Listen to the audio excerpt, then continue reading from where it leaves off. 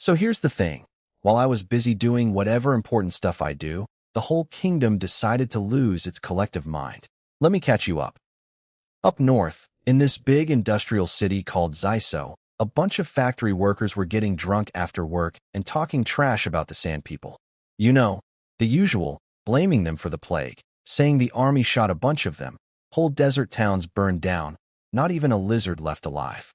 Real cheerful dinner conversation. One genius even started a guessing game about the body count. His buddies nearly tackled him. "Shut up, you idiot. The military police are everywhere." Classic bar moment. Guy's one beer away from getting himself arrested. But then, oh boy, some dude comes sprinting into the tavern waving a newspaper like it's a winning lottery ticket. The Western Army has rebelled. Two whole army groups are marching on the capital. Everyone's brains just broke. The whole bar went silent for about 2 seconds, then exploded. People were running outside, newspapers raining from the sky like the world's worst confetti party. Military police were blowing whistles, screaming at everyone to squat down and drop the papers. Nobody listened, obviously. Meanwhile, in some slum, this little mute girl named Nora, maybe 10 years old, clever as a fox, snatched a newspaper and brought it home to an old sand-person man who was basically just existing, sitting there drinking, staring at nothing, looking like his soul had already checked out. He started reading the paper to her like it was bedtime story duty, all bored and dead inside. And then something on that page hit him like a lightning bolt. The man literally jumped out of his chair. Tears, laughter, the whole show.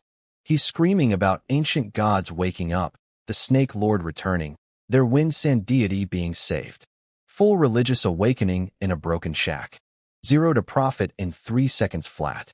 "Nora, pack everything. We're going west. Right now." Poor Nora just stood there blinking like, "Sir, you were a zombie 5 minutes ago," but she packed up anyway. They vanished from the slums faster than rent day. And because the universe apparently wasn't done being dramatic, somewhere in the empty northern wastelands, a giant sand rat wrapped in a tornado of sand was chasing airships across the sky with bloodshot crazy eyes, spreading fresh plague and chaos everywhere it went. Just another normal day in the kingdom, really. Okay, so while I was off dealing with my own nonsense, let me tell you what was happening in the sky above the northern desert, because apparently, everyone in this kingdom has decided to compete for worst week ever. The third Prince of Winston was riding around in a royal airship, having a lovely existential crisis. His bodyguard Gavin was trying to cheer him up, which, spoiler alert, was not working at all. See, the whole mess started because the Mechanical Empire's church had been hiding information. The plague destroying the Sand People's territory? Yeah, turns out the Empire's bishops knew exactly what was causing it. Some heretic god waking up underground. But they just didn't mention it. For months. Like a roommate who sees the kitchen on fire and decides it's not their problem because they didn't cook. The third prince was basically pulling his hair out going, "They played us like fools." And Gavin was like, "Yes, they absolutely did. Those arrogant jerks." Real productive conversation. But here's the real kicker, their brilliant plan. They were luring the thing that was causing all this chaos. And what was this thing, you ask?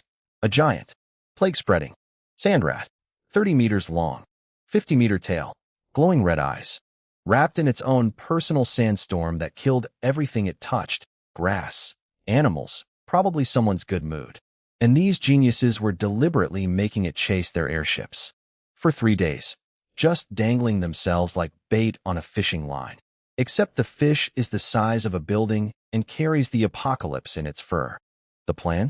Lure this psychotic divine rodent westward, toward me, basically, and hope it would fight the Silver Lord. You know, just casually smash 2 gods together and pray the kingdom survives the collateral damage. Gavin pitched this like it was a good idea. Maybe the plague rat will solve the rebel army problem too. Sure, buddy. Along with the alive civilians problem. The third prince wasn't buying it though. He pointed out something pretty important.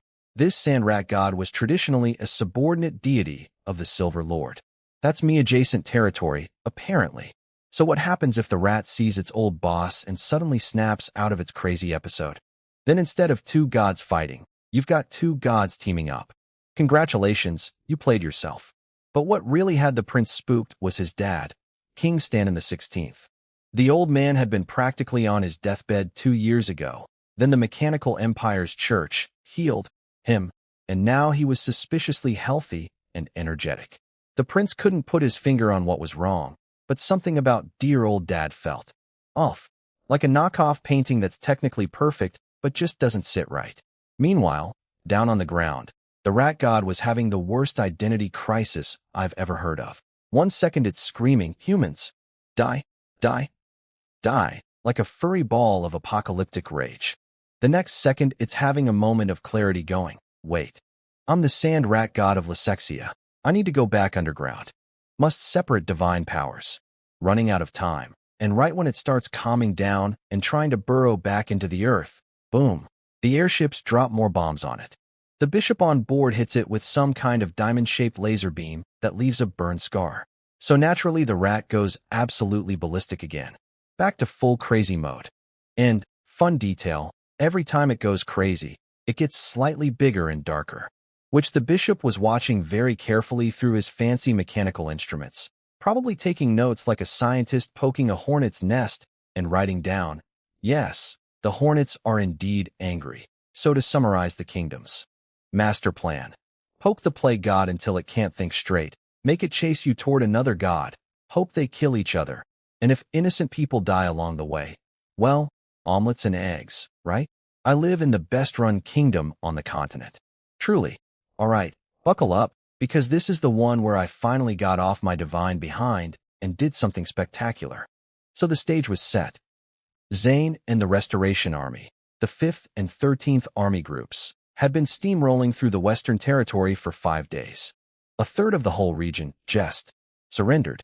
Town saw us coming and basically said, "Yeah, no thanks, we choose living, smart people." But everyone knew the real fight was at Byron City. The kingdom's parliament panicked so hard they threw everything at it. 5 entire army groups, over 700,000 soldiers, dug into a massive defensive line stretching dozens of kilometers.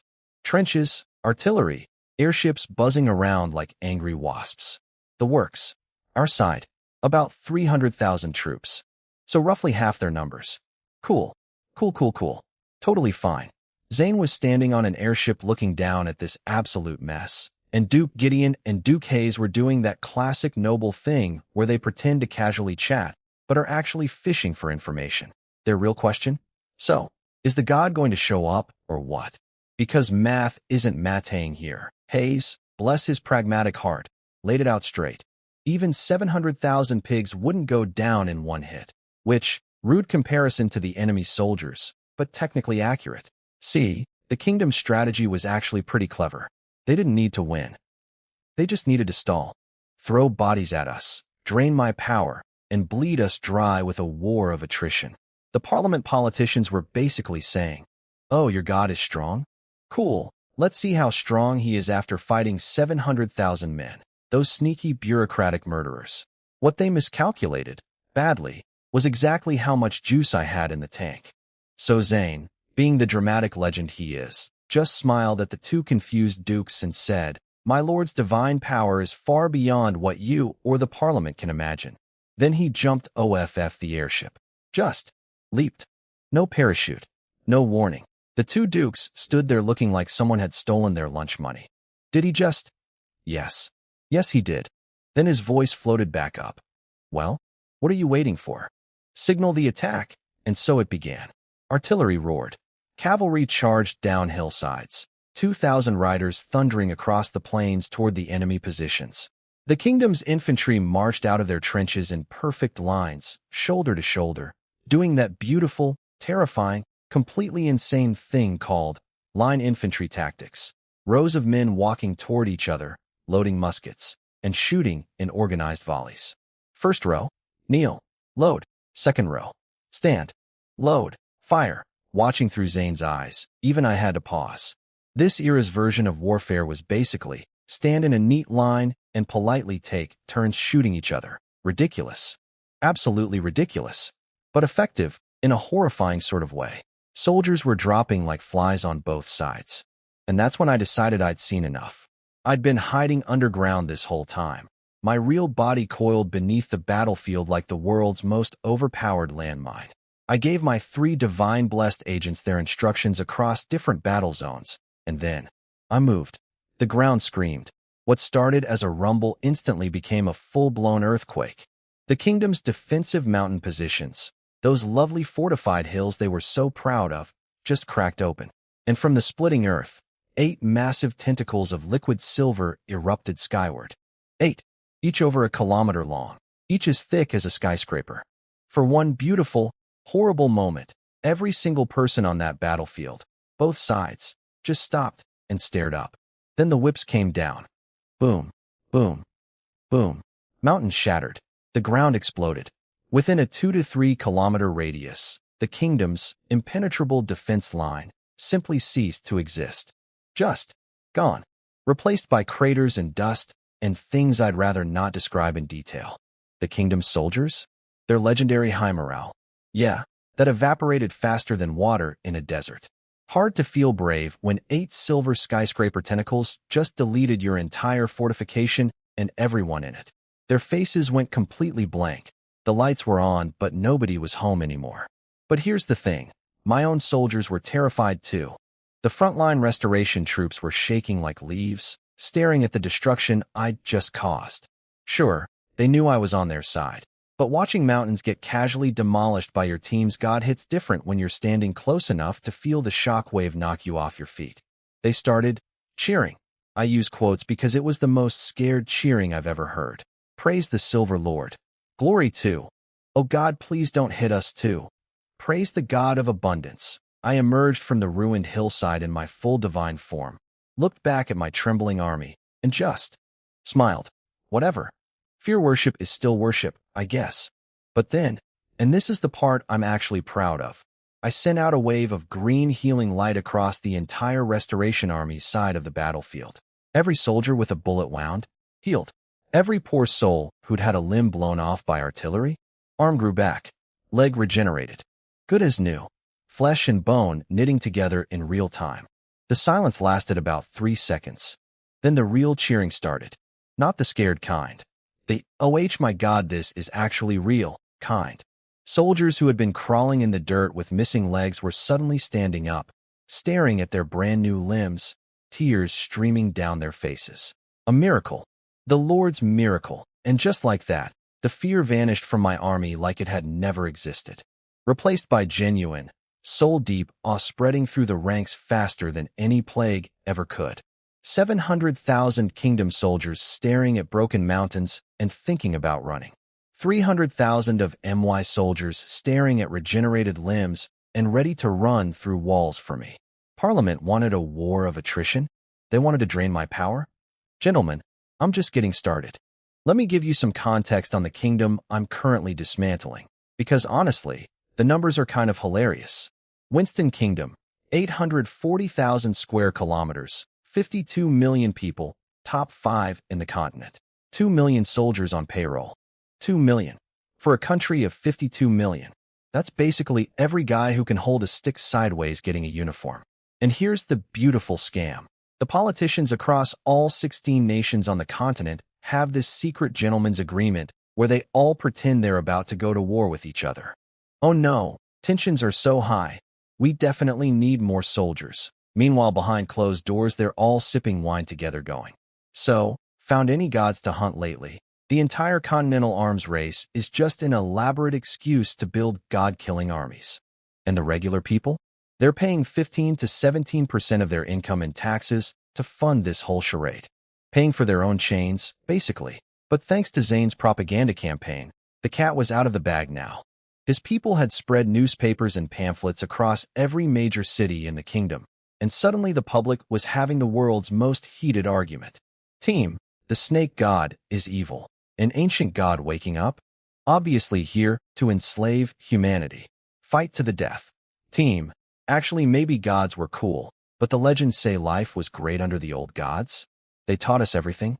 Writing, civilization, how to use snakes as pets. Team, I don't believe any of this. Gods are just big animals. None of this is real. Strong willpower beats everything. This debate was everywhere. Bars, street corners, city councils, and, most entertainingly, the army itself.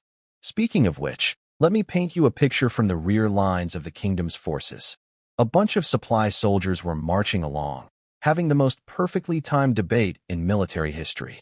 One guy, a former 7th Army soldier who'd been reorganized into logistics after the Seas River disaster, was playing tough guy. Oh, those soldiers who actually saw the god? Total wrecks, locked up in psych wards. They say the snake was over a kilometer long, could turn trees into monsters.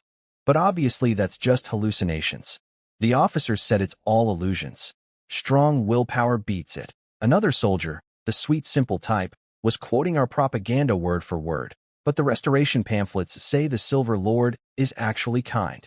He taught our ancestors everything. He just came back to check on us, and the greedy nobles try to hunt him. And if we join Lysexia, everyone gets magical powers and a better life? Tough guy scoffed. You believe that? Sounds like every cult recruiter I've ever met. Join us and get superpowers. Please. Also, what even is Lysexia? Anyone heard of it? 7 guys. Nope. 2 guys. Actually, my grandpa used to tell stories about. Tough guy. Wait, seriously? And right in the middle of this beautiful philosophical debate about whether I'm a benevolent deity or an overgrown lizard, the front of their convoy stopped dead. Horses started screaming. Soldiers started screaming louder. One brave idiot climbed on top of a supply wagon to see what was happening, and his brain immediately blue-screened. Because rolling toward them across the entire horizon, edge to edge, was a tsunami of snakes. Thousands. Millions. A living carpet of scales covering the earth as far as the eye could see. And in the center of that snake ocean, a 1,000-meter vine serpent, a massive construct I'd made from woven plant matter, slithering across the landscape like a dragon playing in water, crashing into the ground as it moved. Standing on top of this magnificent vine snake were 3 tiny figures.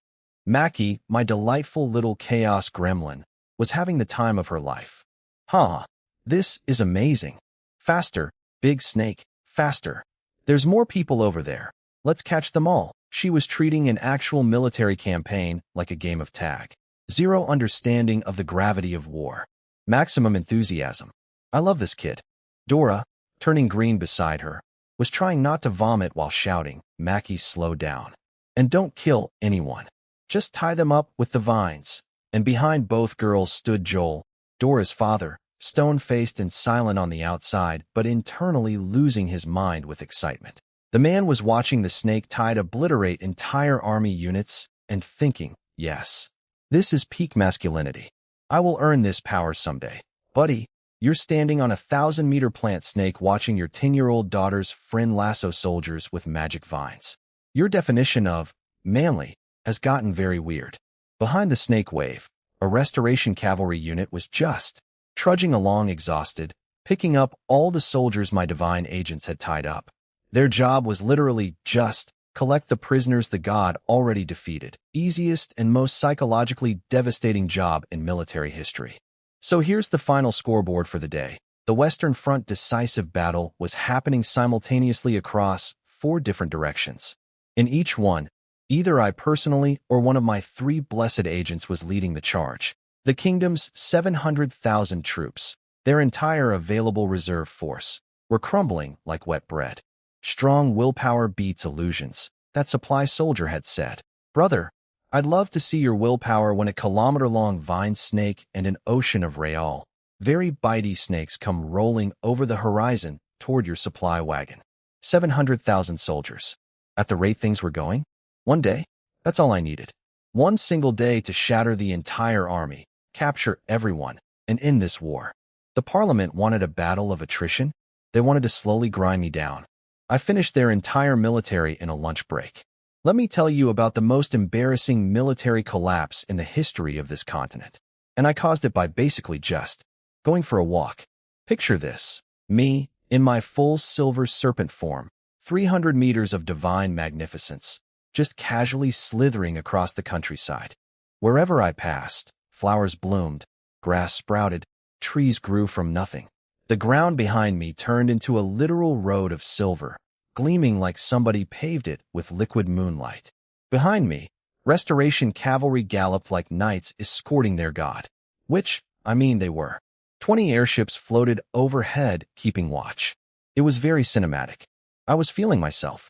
Then the kingdom's artillery opened up. Hundreds of cannonballs screaming toward me through the sky. I looked at them. Just looked. Every single cannonball froze midair, turned to stone, and dropped harmlessly at my feet like sad little rocks. The artillery kept firing because apparently nobody told them that shooting pebbles at a god is not a winning strategy. So I just kept walking through a gentle rain of stone balls bouncing off the road ahead of me. Very relaxing, actually, like a weird mineral spa treatment. Then a cavalry battalion showed up on a hilltop. Their officer, pale as a ghost, screamed, "Charge," with the enthusiasm of a man who knows he's about to die. His soldiers took one look at me and went, "Nah. Are you kidding me? We're supposed to fight that? Why should we die for the Parliament nobles? Let them grab a sword and try." I quit. Me too. The mutiny spread through their ranks faster than gossip at a tea party. And honestly, I respected it. These guys were watching me turn cannonballs to stone while flowers bloomed under my belly. They could do basic math. One soldier even gave a whole speech to his buddies, pointing at me and listing evidence like a lawyer. Look, he's not even killing anyone. The soldiers who attacked him are just tied up in vines. And look at the restoration troops behind him. Not a single cannonball gets through his protection. We've been lied to by the nobles. By this point, 3 defensive lines had already crumbled in under 4 hours. Tens of thousands of soldiers captured. On every front, north, south, center, the kingdom's headquarters was getting nothing but bad news. My 3 blessed agents were carving through their lines like the enemy was made of warm butter. Kingdom casualties from my side. Almost 0 deaths after the initial battle. Because after that first demonstration of power, I switched to non-lethal mode. Vines, roots, grass. I just grew plants around enemy soldiers and tied them up like birthday presents. The restoration troops following behind me just had to walk up to bundles of confused, vine-wrapped soldiers and say, "You're a prisoner now." Easiest POW collection in military history. And the best part, the surrenders got increasingly hilarious the further I went. My favorite was this cavalry colonel. When his men refused to charge, he put on his angry face and yelled, "You want to betray the kingdom?" One of his soldiers immediately called him out. "Oh, come on, Colonel. We all know you were waiting for us to do this first." The colonel's angry face cracked instantly. He sputtered for a second, then just went, "Fine. Yeah, okay. This war is pointless anyway. You know what? Winston Kingdom is probably done for. But hey, silver lining. We might be the first country on the whole continent ruled by an actual god. That's pretty cool, right?" Everyone dismount. We surrender. He was literally the first person off his horse. Threw his gun on the ground so fast, it was like it burned him. His men roared. "The colonel says surrender. Unless you guys want to find out what it feels like to get vines shoved up your..." Everyone dismounted immediately. The military police watching from behind, they looked at each other, shrugged, and surrendered too. Then the artillery battery behind them also stopped firing, sat down on the ground, and waited politely to be collected. It was like dominoes. Beautiful, cowardly, extremely rational dominoes. The real hardcores, the true believers, the die for the kingdom types, had all been in the first 3 defense lines. Already dealt with. Everything behind them was reserve troops, militia units, the B team. Their fighting spirit could be described as theoretically present. I didn't even have time to process all these surrendering soldiers. Neither did my cavalry escort. They just rode past entire battalions of men sitting on the ground with their hands up, yelling over their shoulders, "Stay there. Someone will come get you later. And don't try running." Very dignified prisoner management. Oh, and about my cavalry escort. Those guys had been galloping behind me for over 100 kilometers at this point. How were they not dead from exhaustion? Because every time I noticed their horses slowing down, I'd toss them a little buff. A green glow, stamina restored, horses fresh as morning. Like dropping a healing item in a video game. I found it genuinely entertaining. Just periodically refreshing my little cavalry entourage like they were a Tamagotchi I was keeping alive. And they were losing their minds with devotion every time I did it. By the end, these riders were so hyped on divine energy and religious fervor, they would have charged into a volcano if I'd pointed at one. So there I was. Flowers blooming, silver road gleaming, stone cannonballs bouncing harmlessly. Entire battalions surrendering at the sight of me, My cavalry escort running on unlimited divine Red Bull, and every front collapsing simultaneously. 700,000 soldiers. The kingdom's entire reserve military. Done. In a single day, before sunset. And now, as the last light of the afternoon painted the sky gold, I could finally see it on the horizon. Byron City, the last stronghold of the Western Front. We'd arrived. So Byron City, the kingdom's last stronghold in the West. Their final defensive hope. The place where 700,000 soldiers were supposed to stop me. Let me tell you how that went. Inside the city's Supreme War Command Room, a bunch of generals were having what I can only describe as the world's saddest meeting. A messenger was trying to report the situation, stuttering so badly he could barely get words out. The F4th defense line is broken. The North Front is overwhelmed. The South Front, snake floods everywhere. And also, enough. The old commander-in-chief slammed the table so hard I'm surprised it didn't split. 700,000 men. Gone. All of them. Then he just deflated. Sat back down like someone let the air out of him. The angry balloon became a sad balloon.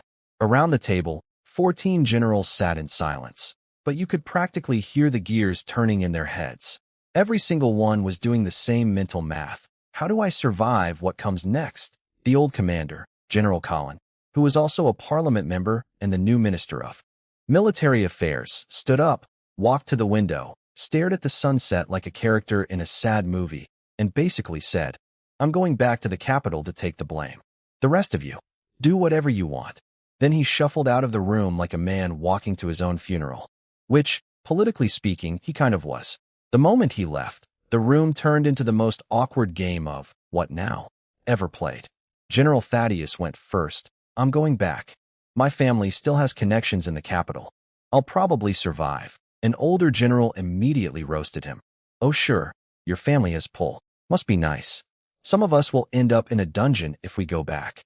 No thanks. I'm staying here to surrender and at least make sure my soldiers are treated well." A commander who abandons his troops? That's not me. Then he strutted out of the room, leaving Thaddeus looking like he'd been slapped. After that, the dominoes fell fast. I'll stay. The kingdom has no place for me anymore. I'll stay and fight to the last moment. Spoiler alert on that guy. Just wait. I'll stay. I'm from Byron City. There's 200,000 civilians still here. Someone has to make sure the snake god is actually as merciful as the propaganda claims. Here's what was really happening, though. These generals weren't being noble. They were investing. Classic aristocratic survival strategy. When a dynasty is about to fall, smart noble families split their bets. Send some members to the old regime, keep some with the new one. Somebody in your bloodline will end up on the winning side. And their reasoning was ice cold. This god had just destroyed 100,000-strong army the first time, and 700,000 the second time, and still looked like he had power to spare. Going back to the capital to fight him again? That's not brave, that's just stupid. But staying here, being early supporters of the new regime, that could pay dividends for generations. Out of 14 generals, only 3 left. 11 stayed. Smart. Very smart. Now, the best part. My absolute favorite moment of this entire war. As the sun was setting and I finally appeared on the horizon, 300 meters of divine silver serpent, flowers blooming in my wake, the whole dramatic entrance. The generals on the city walls pulled out their telescopes to get a good look at me. Remember that general who gave the big heroic speech about fighting to the last moment? Yeah, the second he saw my true form through his telescope and got hit with my divine mental presence. That little psychic shockwave that happens when mortals first perceive a god. This absolute legend collapsed on the spot. His legs just gave out, crumpled like a paper cup. When his officers picked him up, they discovered he had wet himself. Completely unaware of this fact, the man immediately started screaming orders at his troops, but not the orders anyone expected. "Quick, take the shells out of the cannons right now, you idiots. What are you doing? How dare you point weapons at the great Silver Lord? This is the true god of our ancestors, the divine patron of ancient Lysexia. Nobody fires a single shot without my permission." Then, pants still wet, face white as paper, he turned to his chief of staff and screamed, "Open the gates. We're going outside to welcome the great Silver Lord into his loyal city of Byron." Full 180. Fight to the death. 2. Open the gates and roll out the red carpet in approximately 4 seconds. A new world record for fastest political realignment in military history. Give this man an award. His staff officers looked at each other, looked at his wet pants, looked at each other again. Then they all just sighed. This kingdom really is beyond saving, isn't it? Yep. So, we surrender? We surrender. At least we don't have to face that thing out there. Silver lining. And that, folks, is how Byron City, the last fortress of the Western Front, the place that was supposed to be the kingdom's shield, opened its gates and invited me in like I was an honored guest arriving for dinner. I didn't even have to knock. So Byron City was having a complete meltdown before I even got there, and honestly, it was kind of entertaining to watch through my divine senses. The train station was pure chaos. Tens of thousands of people crammed together like sardines in a very angry, very sweaty can. Kids crying for their moms. Old men shoving toward the platform. Some local gang called the Hyena Gang tried to muscle their way through the crowd yelling, "Do you know who we are?" and got immediately beaten up by regular citizens. Then the military police showed up swinging batons screaming, "Stop fighting," while also clearly wanting to run away themselves. Beautiful. Absolute social order collapse in real time. Now here's the funny thing about who was actually trying to flee. The truly rich people? The big shots? Those guys left days ago, before the first shot was even fired. Private carriages, reserved train cars, gone like smoke. Smart rats, first off the ship. The people jamming the train station were the middle class, factory workers with savings, small business owners, merchants. Smart enough to have escape money, not smart enough to have left earlier. And who stayed in the city? The poorest people. Not because they were brave, because they literally couldn't afford to leave. Their houses, their tiny shops, their entire lives were in Byron City. Run to where? With what money? To do what? So they stayed, nervously hoping the giant snake god rolling toward their city wasn't actually going to eat 100 people a day like the kingdom's newspapers claimed. Oh yeah, about that propaganda. The kingdom scholars had been telling everyone that in ancient times, I supposedly ate 100 humans daily as sacrifices and built Lysexia as a human farm to keep my snack supply fresh. Which what? First of all, rude. Second of all, the math doesn't even work. 1,000 years ago during the tribal era, there weren't enough people to sustain that kind of diet even if I wanted to, which I absolutely did not. But people love scary stories. The crazier and more disgusting, the more they spread. Ancient god of wisdom who taught human civilization doesn't sell newspapers.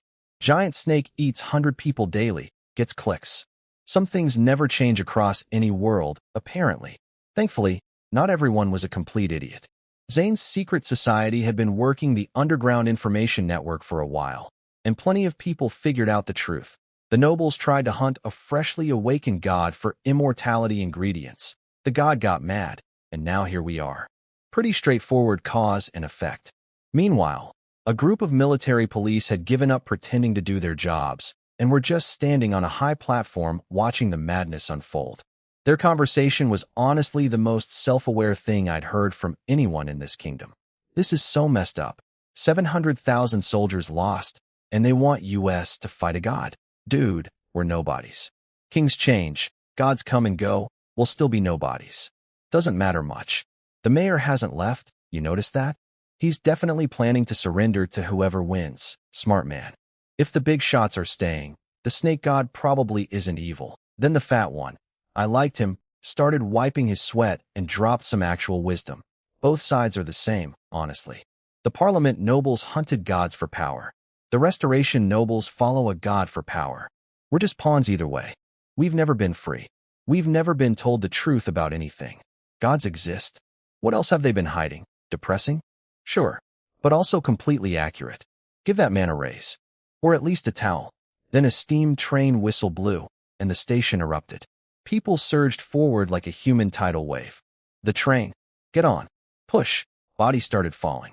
A stampede was seconds away from turning into a massacre. And that's when I decided to make my entrance. Look, I could have just walked up to the city gates like a normal conquering deity. But where's the showmanship in that? These people were terrified, confused, and about to trample each other to death. They needed something that would stop them in their tracks. Something that would make every single person in this city freeze and look up. So I cranked the drama to 11. First, darkness. I blanketed the entire sky over Byron City in absolute, total blackness. Not night, void. Every light source suddenly felt tiny and useless. The train stopped. The screaming stopped.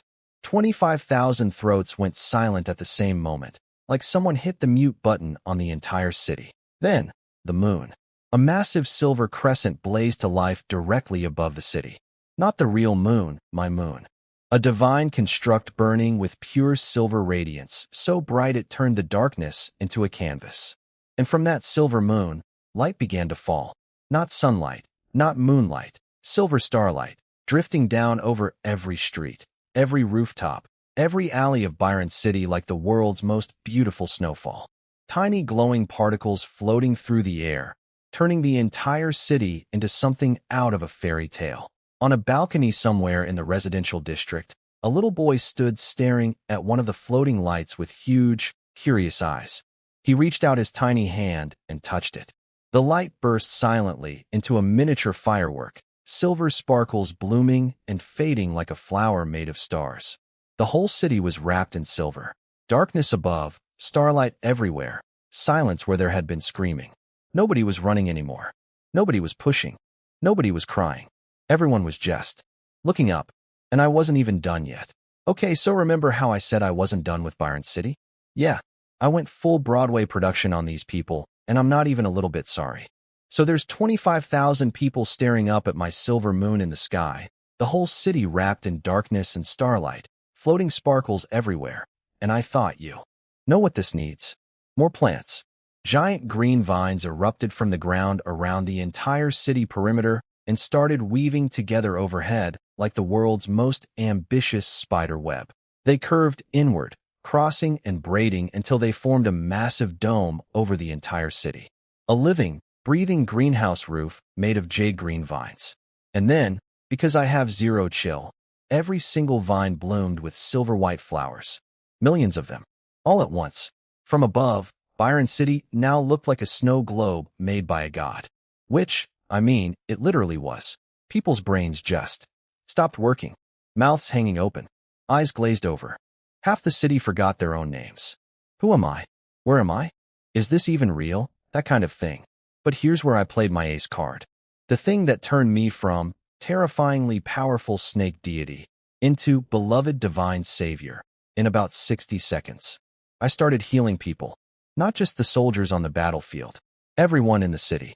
Every single person with an illness, an injury, a disability. They all started glowing green and getting better. In some cramped slum apartment, a man who'd been bedridden and unconscious for 6 months suddenly sat bolt upright. His family nearly had a collective heart attack. Dad, you're awake. Crying, hugging, the whole beautiful scene. An old man with chronic lung disease suddenly realized his chest didn't hurt anymore. He could breathe freely for the first time in years. He immediately started screaming praises at the sky like he'd won the cosmic lottery. But my absolute favorite was this one guy who came sprinting out of his house screaming at the top of his lungs. My legs. My legs work again. Ah. He threw himself on the ground, started kissing the dirt, crying and shouting. I always believed in you. From the moment I heard about you, I knew the kingdom was lying. You're the true God. You heard your faithful servant's prayers, sir. Sir, I literally just got here. You've been faithful for like maybe 2 weeks maximum. But you know what? I respect the hustle. That's the energy of a man who knows how to pick the winning team early. This stuff was happening everywhere. Every slum, every poor neighborhood, every street. People with chronic diseases suddenly healthy. Disabled people suddenly whole.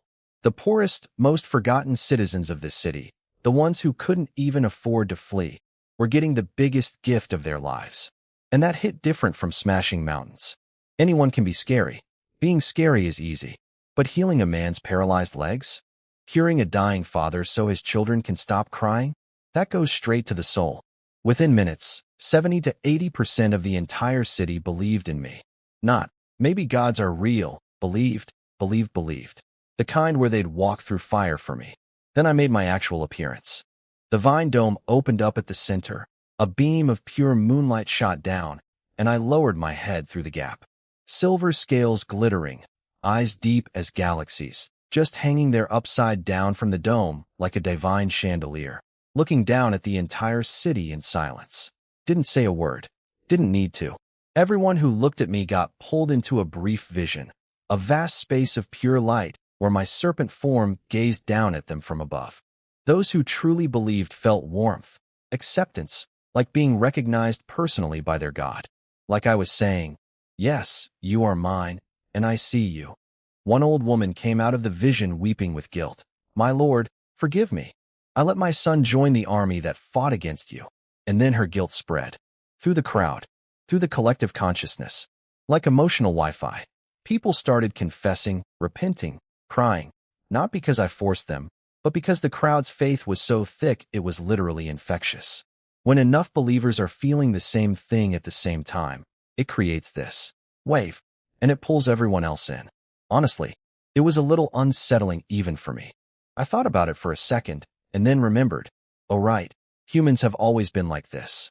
Herd mentality, concert crowds, sports stadiums, religious gatherings, same principle. I just happened to be the thing they were all feeling together about. I am literally a concert that heals your diseases. No wonder they're fans. Now, the business side. All this spectacle wasn't free. Between the battlefield carnage, the healing waves, the silver moon show, the vine dome, the flower blooming, and the mass divine vision, I'd burned through roughly another 20% of my stored power. A bit more than I'd budgeted, which was annoying. My total war spending was getting uncomfortably high. But the returns? Oh, the returns were gorgeous. I could feel it flowing in. Faith. Real, tangible, usable faith energy. Between Zane's nationwide propaganda campaign, the military victories, and this Byron City Light show, my number of general believers had exploded to 8.6 million people. That's 1/6 of the entire kingdom's population, in barely a week. And that incoming faith was already enough to let me do small-scale divine magic on a daily basis without dipping into reserves. A self-sustaining income stream. The divine equivalent of, my side hustle now covers rent, so I made the calls. Andrew and Mackie would stay in Byron City to start building the church, recruiting members, training staff, sending missionaries to every Western town. The organizational infrastructure of a real religion, starting now. Me and Zane. We're heading straight for the capital. No more waiting. No more playing around. The foundation was laid. The army was shattered. The people were converting. And every noble family in the kingdom was frantically trying to figure out which side to pledge loyalty to before it was too late. Winston Kingdom's countdown to destruction had officially begun. And honestly, at this rate, I'd give them days. Not weeks. Days. So Byron City was officially mine. The handover went smoother than butter on a hot pan. Zane walked into City Hall, sat down with the local government people, and basically said, "We're in charge now." The mayor got fired. Sorry, buddy, should have picked a side faster, but the civilian council got to keep their seats. No reason to fix what isn't broken, right? All the existing rules and systems stayed the same for now. Any real changes would come after we finished deleting the Winston Kingdom from the map. As for actually ruling humans, hard pass. I'm a god, not a bureaucrat. Zane is my chosen bloodline descendant. He can handle all the boring paperwork in politics. Divine right of kings, church and state united, the classic setup. Whatever governmental system humans want to evolve into over time, fine by me. Democracy? Monarchy? Constitutional whatever? I don't care, as long the church stays and people keep believing. That's the deal. The military stuff got sorted too. Prisoners from the elite units stayed locked up. But the reserve army soldiers? Released. Every single one. Sent home. But Rowan, why would you let enemy soldiers go? Because they're walking advertisements. These guys personally witnessed me turn cannonballs to stone, grow forests from nothing, and heal missing limbs. Now they're going home to every corner of the kingdom to tell their families, their neighbors, their drinking buddies. Yeah, the Silver Lord is real, and also he didn't kill us, so maybe the Parliament was lying about the whole evil god thing. Better than any newspaper could ever be. Meanwhile, I slithered off to a mountain east of the city to have some quiet time and think about my power system, because oh boy did I have a lot to process. First, the good news. 8.6 million believers. That's 1/6 of the entire kingdom, and the faith energy flowing in was now enough to cover my basic daily operating costs. I'd gone from burning through savings with every breath to income covers rent, financial stability. For a god. For context, 1,000 years ago, when the original Lysexia was at its peak, the whole country had less than 5 million people.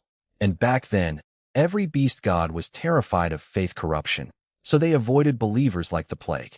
They'd reached the lowest tier of godhood, feeble divine power, and just stop, never pushing higher because they were too scared. Meanwhile, here I am, the weirdo who's immune to faith corruption, sitting on 8.6 million believers and still hungry for more. The old gods would be absolutely horrified, and also jealous. Now, let me nerd out about my powers for a second, because I finally had time to take inventory. My abundance domain has 4 abilities. Fertile soil makes dirt amazing. Plant growth, self-explanatory. Fertility, everything breeds better. And flesh regeneration, healing on steroids. My silver domain also has 4. Metallization, turn things to metal or stone. Or generation, spawn mineral veins. Trade, commerce feeds me spiritual energy. And purification, moonlight cleanses bad stuff. 8 powers total. Not a single dud in the bunch. Pretty solid loadout if I do say so myself. Now here's where it gets really interesting. I got a divine premonition about what happens when I hit the next level, medium divine power. Bad news, no new abilities. The power vending machine is empty for this tier. Good news, I get access to something called a law network. Let me explain this because it's absolutely bonkers. Basically, when I level up, I can weave my powers directly into the fabric of reality within a specific territory. Not cast a spell that does a thing. Literally rewrite the rules of nature in an entire region. Example, I plant my fertile soil power into the law network covering the Winston Kingdom's territory. From that point on, the land itself starts absorbing ambient energy and getting more fertile. Automatically. No effort from me. Deserts slowly turn into farmland. Barren wastelands become green. The weather adjusts to support it. All on autopilot. Fertility power in the network. Every living creature in the region breeds more successfully. Livestock industry goes crazy. Population booms. Farmers start wondering why their chickens are laying triple. Flesh regeneration. Everyone in the territory heals faster and gets sick less often. Basically a passive national healthcare system powered by divine law. Plant growth. Crops grow faster and bigger. Forests thicken. The entire ecosystem levels up. And that's just the abundance side. Silver domain in the network? Metallization becomes a regional god punishment button. I can turn anyone in my territory to metal or stone with a thought. Ore generation means silver mines start spontaneously appearing everywhere. Trade means every commercial transaction in my territory feeds energy back into the network. And purification lets me channel moonlight to cleanse negative energy across the whole region. I sat there on my mountain going, Is this seriously what a medium power god gets? This seems insane. But then reality hit me with the fine print. Building this law network? It's not instant. Not even close. I have to weave it myself, spending divine power thread by thread across the entire territory. The world won't resist. It actually welcomes new rules being written, like an empty house waiting to be furnished, but the sheer scale of it. This isn't a project I finish in a month, or a year, or even a decade. This is a century-long construction project. Minimum. And even after the basic network is built, the powers don't activate at full strength immediately. They need to accumulate energy, build up gradually, like filling a swimming pool with a garden hose. But can I skip it? Nope. Because the premonition also told me that building the law network is required to reach strong divine power. No network, no promotion. It's basically the universe's way of saying, you want the corner office? Build the whole building first. Oh, and one more thing. The law network isn't just infrastructure. Once it's complete, it's essentially my personal territory, my power source, my fortress, and my home all in one. It amplifies everything I do within its boundaries. It stores energy for me. It's a divine kingdom, a god's domain made real in the physical world. I sat there on my mountain, absorbing moonlight through my purification power, doing mental math on how many centuries of divine construction work I'd just signed up for, and getting the distinct feeling that godhood is basically an infinite to-do list that keeps getting longer. But hey, At least the rent is covered now. While I was busy planning the final march on the capital, let me tell you what was happening on that royal airship. You know, the one dragging my crazy plague rat subordinate across the countryside like bait on a fishing line. Gavin, the third prince's bodyguard, got the telegram about my victory and nearly had an aneurysm. 700,000 soldiers. In less than a day. They're not 700,000 pigs. Actually, someone on my side said that same pig line earlier. These people really need new material. But credit where it's due, Gavin's brain worked fast. He immediately figured out the scariest implication. If I just casually demolished an entire military in a single afternoon, then I obviously had plenty of power left for the capital. Because why would any intelligent being blow their entire gas tank on the appetizer? The main course was still coming. He knew it. The prince knew it. Everyone knew it.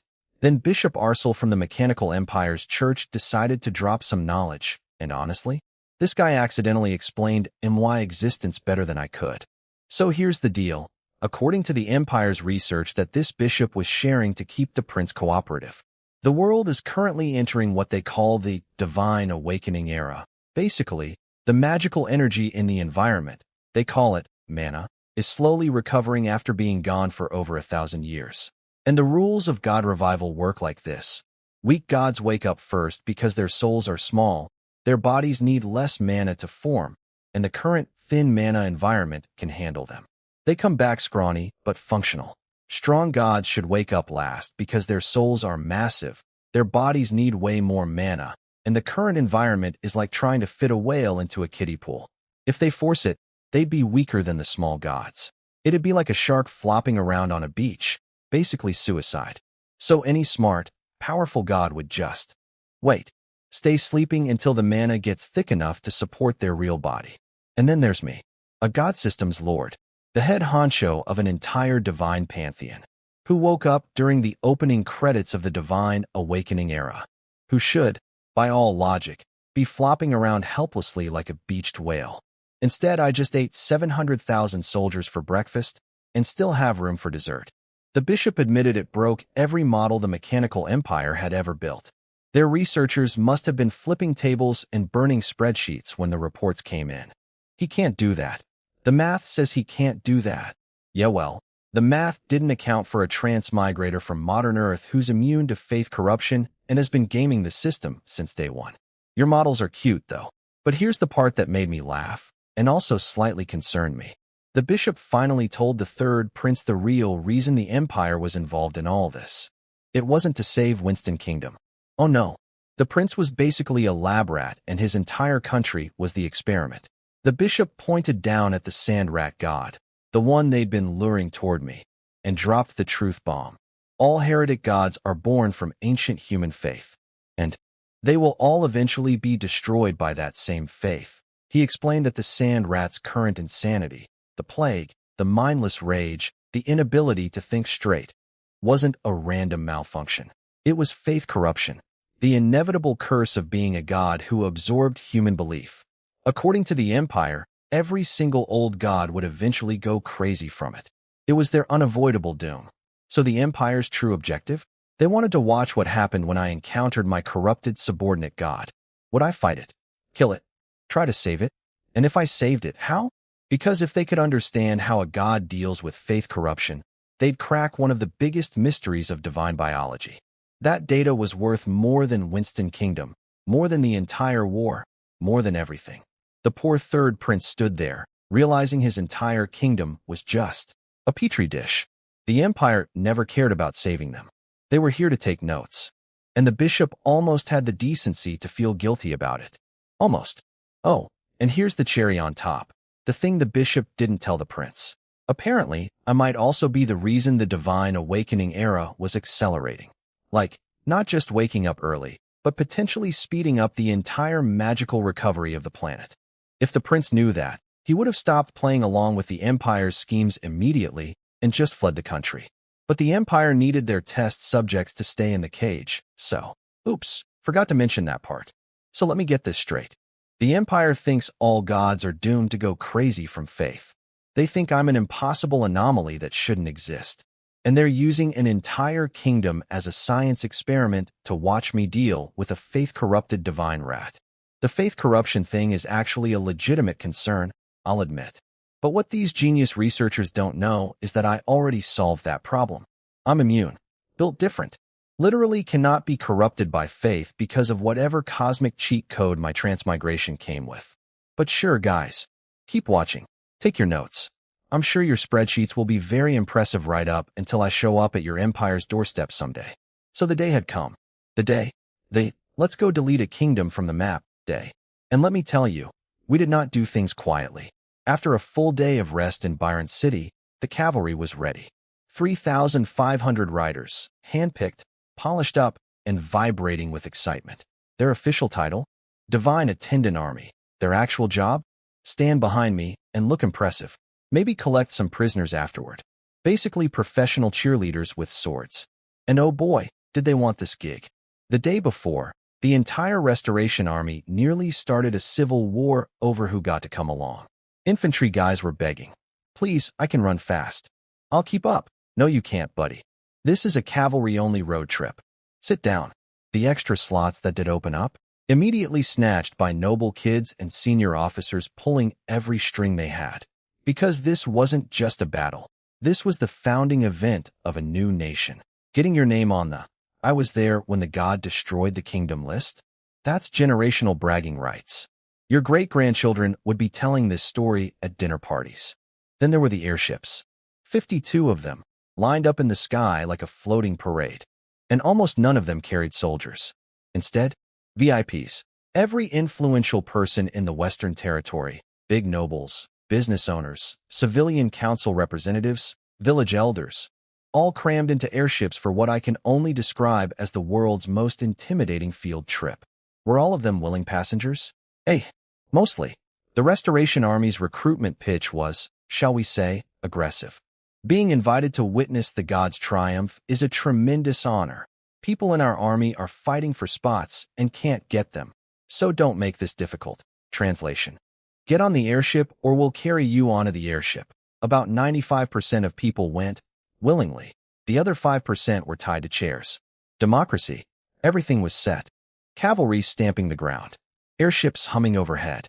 7,000 to 8,000 influential witnesses packed into flying observation decks. Then I made my entrance. Boom. I exploded out of the earth like a divine missile.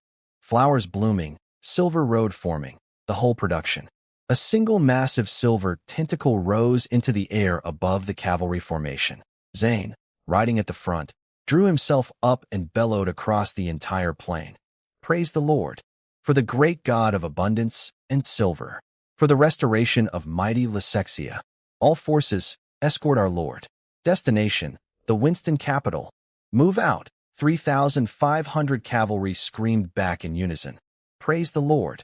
Protect the Lord. Restore. Restore. Restore. Then every single horse launched forward at full gallop, and I hit them all with a green energy wave. Instant unlimited stamina buff. Horses that should have been tired after a kilometer were now, basically, divine motorcycles that would never run out of gas. I dove back underground and started doing my thing. Swimming through the earth like a sea serpent through ocean waves, breaching the surface and diving back down, over and over. Every time my body hit the ground, the earth shook. Rocks exploded. Dirt sprayed into the sky like geysers. Behind me, the surface looked like someone had driven a building-sized plow through it. Was this level of destruction strictly necessary for travel? No, absolutely not.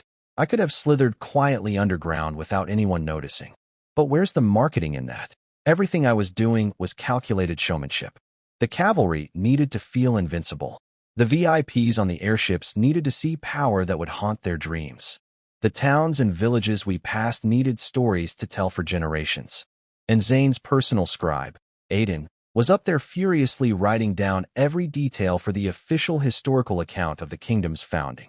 This was my Super Bowl halftime show, my coronation parade, and my job interview all rolled into one. First impressions matter, and I was making sure nobody would ever forget this day. Up on the airships, the VIPs were having their predictable breakdowns. First came the psychic shockwave. Every first-timer who laid eyes on my true form got pulled into that brief mental vision. Then came the pale faces, the shaking legs, the existential crises. One noble stood up, white as paper. So that's a god. I finally understand why a million soldiers couldn't stop it. This isn't something humans can fight. His buddy immediately grabbed his arm and hissed. Not at. Our Lord. Say our Lord. The citizens were just deceived by the evil parliament. They never truly opposed him. The first noble paused, read the room, and course-corrected with impressive speed. Yes. Of course. Our Lord is wise and merciful. That's clearly why he only gently punished those foolish soldiers instead of killing them all. Smart man. Learning the new vocabulary fast. He'll do fine in the new regime. We were flying. 1 hour in, and we'd already crossed from the Western Territory into the Central region, heading toward the capital. At this pace, the Winston capital would be within reach before the day was over. Everything was going perfectly, and then I stopped. Every nerve in my divine body screamed at me to halt. Something was ahead. Something on the horizon that the airship lookouts couldn't see yet, but I could feel through the earth. Stop. Zane relayed my command instantly, throwing out a barrier of divine power to catch the cavalry before they ran into each other. 3,000 horses skidded to a confused halt. What's happening? Soldiers whispered, looking around nervously. The airship lookouts grabbed their telescopes, scanning the distant horizon in the direction I was staring. Then someone spotted it. Is that a sandstorm? But we're in the central region. There's no desert here. Oh no. Oh no. I knew exactly what that was. That wasn't a natural sandstorm. That was a 30-meter plague rat wrapped in divine wind and fury, and someone had let it right into my path. The sand rat god. My ancient subordinate. The one the third prince and the mechanical empire's bishop had been luring toward me for days like bait fishermen dragging a hook across a lake. And it was here, between me and the capital. Right now, I sent a divine message to Zane immediately. Cavalry. All units turn around. Retreat 15 kilometers. Now, because whatever was about to happen between me and a faith-corrupted, plague-spreading, completely insane rat deity the size of an apartment building. These humans did not want front-row seats. Okay, so let me set the scene for what was supposed to be a dramatic, tension-filled encounter between two ancient divine beings reuniting after 1,000 years of separation. It was not that. First, the backstory. The third prince and Bishop Arcel had been dragging my plague rat subordinate across the countryside for days, poking it with bombs and laser beams to keep it angry and chasing their airships. Their grand plan was to aim this divine missile at me and hope we'd destroy each other. But right as they were approaching the western border, the sand rat suddenly changed direction on its own. Just swerved. Full speed. Toward me. The bishop smiled like a kid on Christmas. It must have sensed the silver serpent's presence. Ancient divine instincts. When gods detect another god in their territory, they fight. The third prince, bless his anxious heart, immediately panicked. But it's the silver serpent's subordinate. What if it snaps out of its crazy episode and joins him instead? The bishop basically shrugged. Faith corruption accumulated over 1,000 years isn't something you shake off with a brief moment of clarity. Then came the part where the bishop finally showed his true colors. He told the prince, with a perfectly straight face, that saving Winston Kingdom was never really the goal. The Empire just wanted to watch what I'd do when confronted with a faith-corrupted subordinate god. Kill it. Save it. How? The data was the prize. The kingdom was just. The laboratory. The prince's face went through about 7 stages of grief in 3 seconds. Then the bishop literally jumped to his own airship, activated some kind of mechanical cloaking device. The whole ship turned invisible with a bunch of gear-grinding sounds, and vanished. Just. Gone. Good luck. Can't guarantee your safety anymore. Bye. The prince punched a railing so hard I'm surprised he didn't break his hand. Damn it. Damn it. But I'll give the kid credit. When his bodyguard Gavin asked what they should do, the prince didn't run. He said, and I'm paraphrasing, we follow. If the kingdom dies, we die with it. I won't bring shame to the royal name. Gavin, are you afraid to die? Gavin dropped to one knee like an actual storybook knight.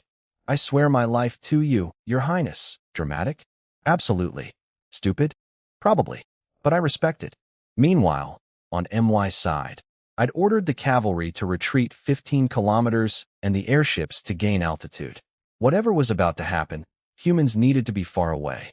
Zane looked worried as he left, but he followed orders without argument. Good man.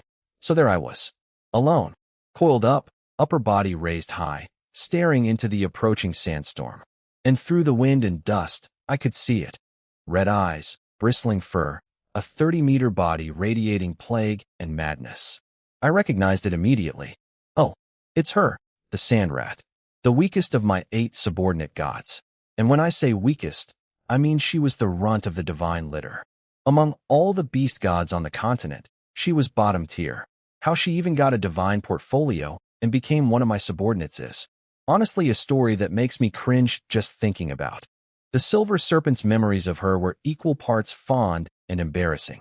She was getting closer, screaming through the spiritual wavelengths. Die, die, die. Intruder. Lysexia. Territory.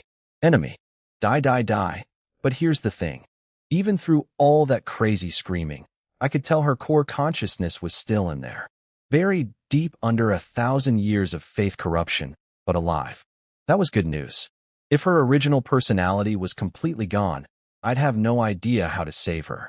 Her fur was standing straight up like a porcupine, eyes blazing crimson, sandstorm howling around her. Every sign of a completely berserk divine beast charging in for the kill. She got within 1 kilometer of me, and then she slammed on the brakes. Full stop, like a cartoon character skidding to a halt. The sandstorm still swirled around her. Her eyes were still red and crazy, but deep in those crimson pupils, something shifted. A flicker of recognition, of terror, of a very specific, very ancient fear. She looked left. She looked right. Then she slowly, shakily focused on me. Our eyes met. 1,000 years of separation. 2 divine beings from the same pantheon. A moment that should have been epic, emotional, perhaps even beautiful. 1 second of silence. Then, eek. Big snake. Big silver snake. Ruin.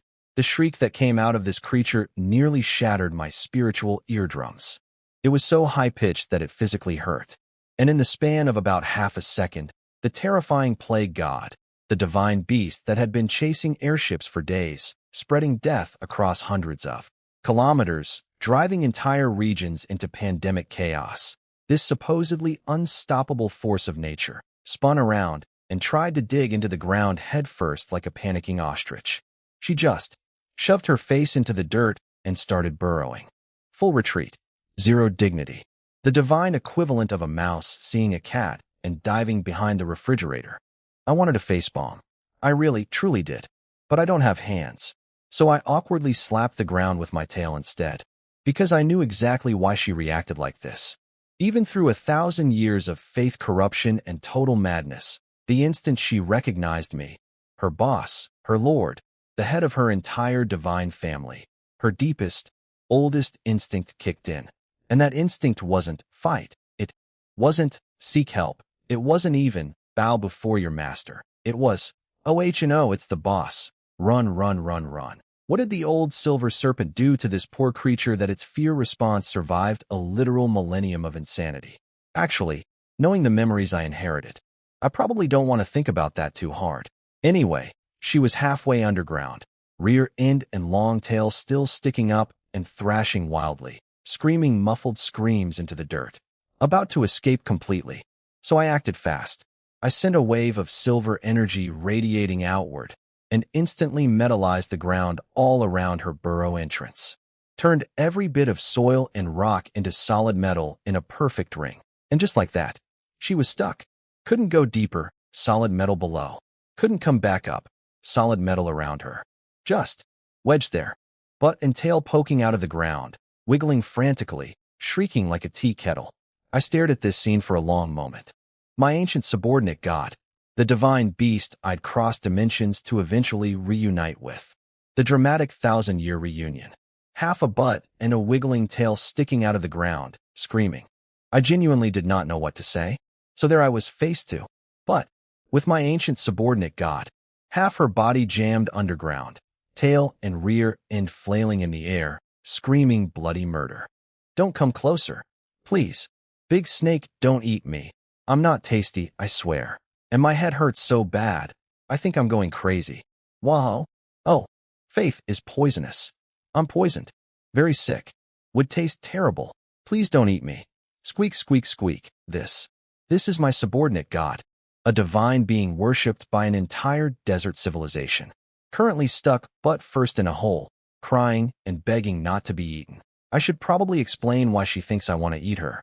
So, back in the old days, when all us beast gods were hanging around Lysexia with nothing to do, because we'd all hit our growth limits and couldn't get stronger no matter how much we meditated, everyone got really bored.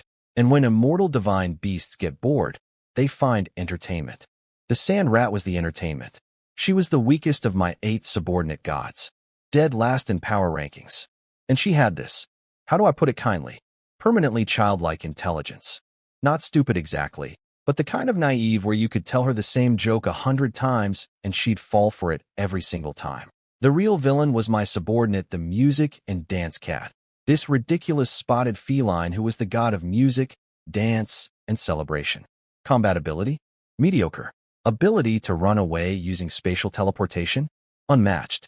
Top 3 most capable god in my entire roster. And she used those incredible powers primarily to terrorize a small rat. The cat literally caught the sand rat and presented her to me like a gift. Look what I found, boss. Isn't she hilarious? And honestly, she was. Every god in the pantheon thought so. We'd all casually say things like, she's still too skinny. Let her fatten up a bit more and we'll roast her. Every time, she believed it. Every single time. She'd see any of us coming and immediately start shaking, screaming, running away. We were basically a divine bullying squad, and she was our mascot. In reality, she was the group pet. Everyone secretly adored her. She just never figured that out.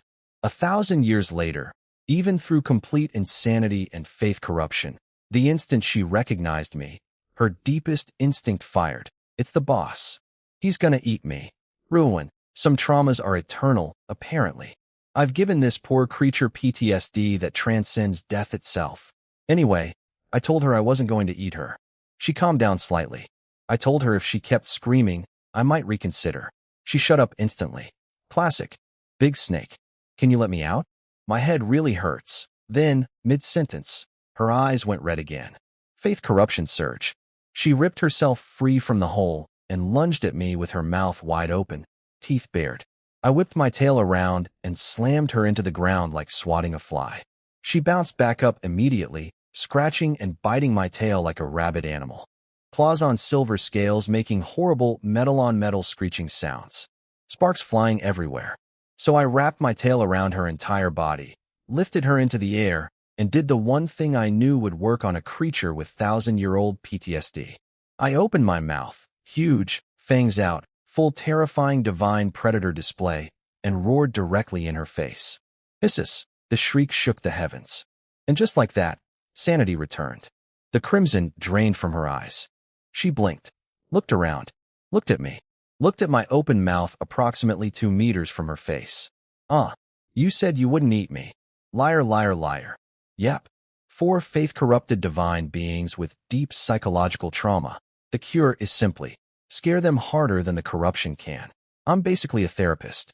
A 300-meter snake therapist who treats patients by threatening to eat them. But jokes aside, I had to move fast. Her lucid moments were short and unpredictable.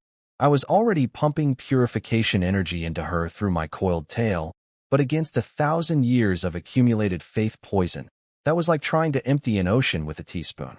I needed to go deeper, literally into her spiritual consciousness. Don't resist, I told her. Open your spiritual defenses. Let my essence enter. Like the old days, the master-subordinate contract. Now, for a beast god, this is basically the most dangerous and intimate thing you can do. Opening your spiritual core to another god is like handing someone the keys to your soul. If they want to hurt you, you're finished. It's only ever done when establishing a divine hierarchy, a bond of absolute trust between master and servant. The sand rat hesitated for exactly 1 second, then nodded like a nervous chicken pecking grain. Okay, yes. Please don't eat me, though. She opened her spiritual defenses, and I gently extended my consciousness into her inner world. The spiritual realm materialized around us, a dark void where 2 figures floated facing each other, a silver serpent and a gray rat, both with eyes closed.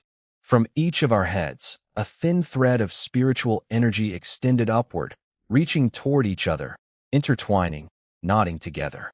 The master-subordinate contract, re-established after 1,000 years. I could feel her again, her thoughts, her sensations, her location. The old bond was back, and immediately I felt it. A tsunami of corrupted energy thrashing inside her consciousness. 1,000 years of accumulated faith from her desert worshippers, never purified, never processed, festering and rotting until it had transformed into pure malevolent force. Worse, it had actually formed its own temporary divine portfolio. A plague portfolio. That's where the epidemic had been coming from. The faith corruption was so severe it had literally generated a new, evil divine power inside her. The plague devastating the northern sand regions wasn't just a side effect. It was an active, parasitic divine ability feeding off her corrupted faith energy.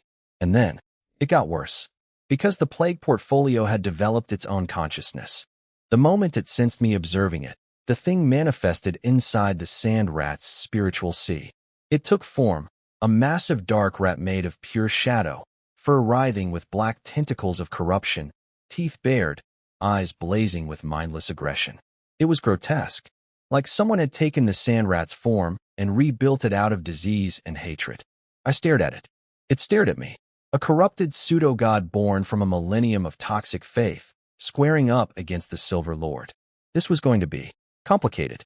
And then, right on cue, from beside me in the spiritual space, came the sand rat's voice. "HH. What is that thing? Why is it inside my head? It's so ugly, ma'am. That thing I ask you. It's made from you. It's literally your corrupted faith given form. But sure, it's so ugly. Great contribution. Very helpful analysis. I love my subordinates." Okay, so where were we? Right. Me and the sand rat, having our touching divine reunion inside her spiritual consciousness. Let me tell you how that went. The sand rat, now safely hiding behind my spiritual form like a toddler behind their parent's leg, decided to get brave. She pointed at the plague rat, the dark, corrupted manifestation of her own toxic faith, and went full tough girl mode. I've never seen such an ugly rat.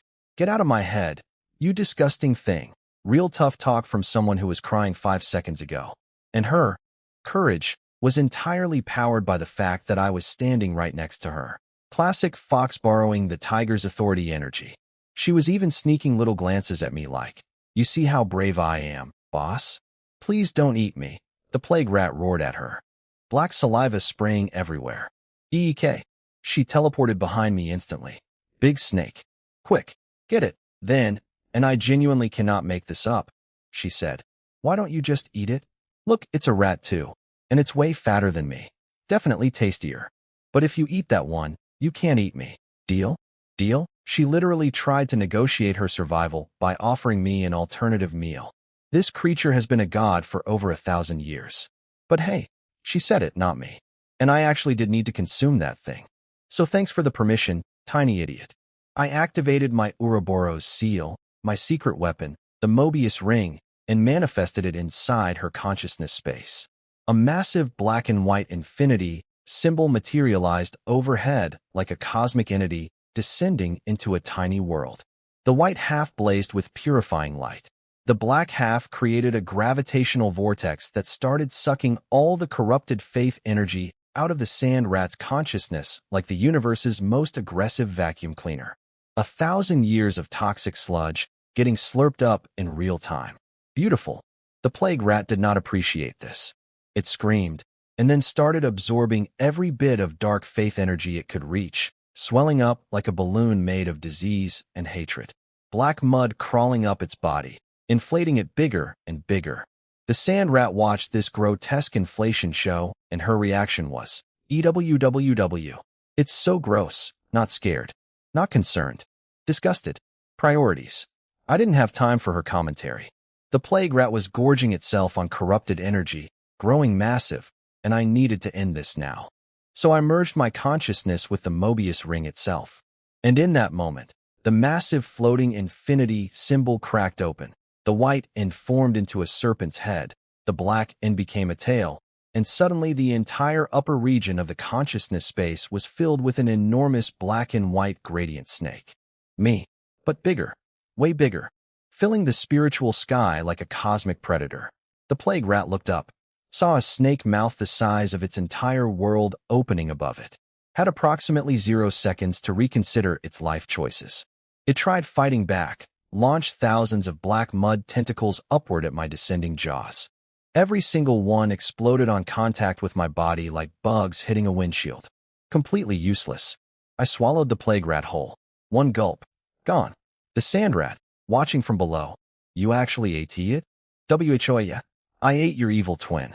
You're welcome. I pulled my consciousness back out of her spiritual space, leaving the Mobius ring floating peacefully overhead as a permanent fixture. Her consciousness went calm for the first time in a millennium, like someone had drained a swamp and left behind a clear lake. But in the real world, my physical body was having issues. My silver scales were pulsing with black energy. Turns out swallowing 1,000 years of corrupted faith and an entire living plague portfolio in one sitting is the divine equivalent of eating gas station sushi. I was fighting down spiritual food poisoning. Bit off more than I could chew, I thought, which is ironic for a snake. Thank God I still had stored power reserves to suppress the corruption. Without them, I might have gone temporarily insane too. But this was always part of the calculated risk. I knew what I was getting into. Mostly, I was just starting to focus on purging the contamination when my divine senses screamed. Danger! From above. 5 kilometers out. Moving fast. In a fraction of a second, I wrapped my entire body in divine power and threw my tail over the sand rat like a protective shield. I barely had time to glance upward before a blinding flash of light streaked across the sky and hit me. Boom! The ground split open. A miniature mushroom cloud rose into the sky. Earth and rock flew in every direction.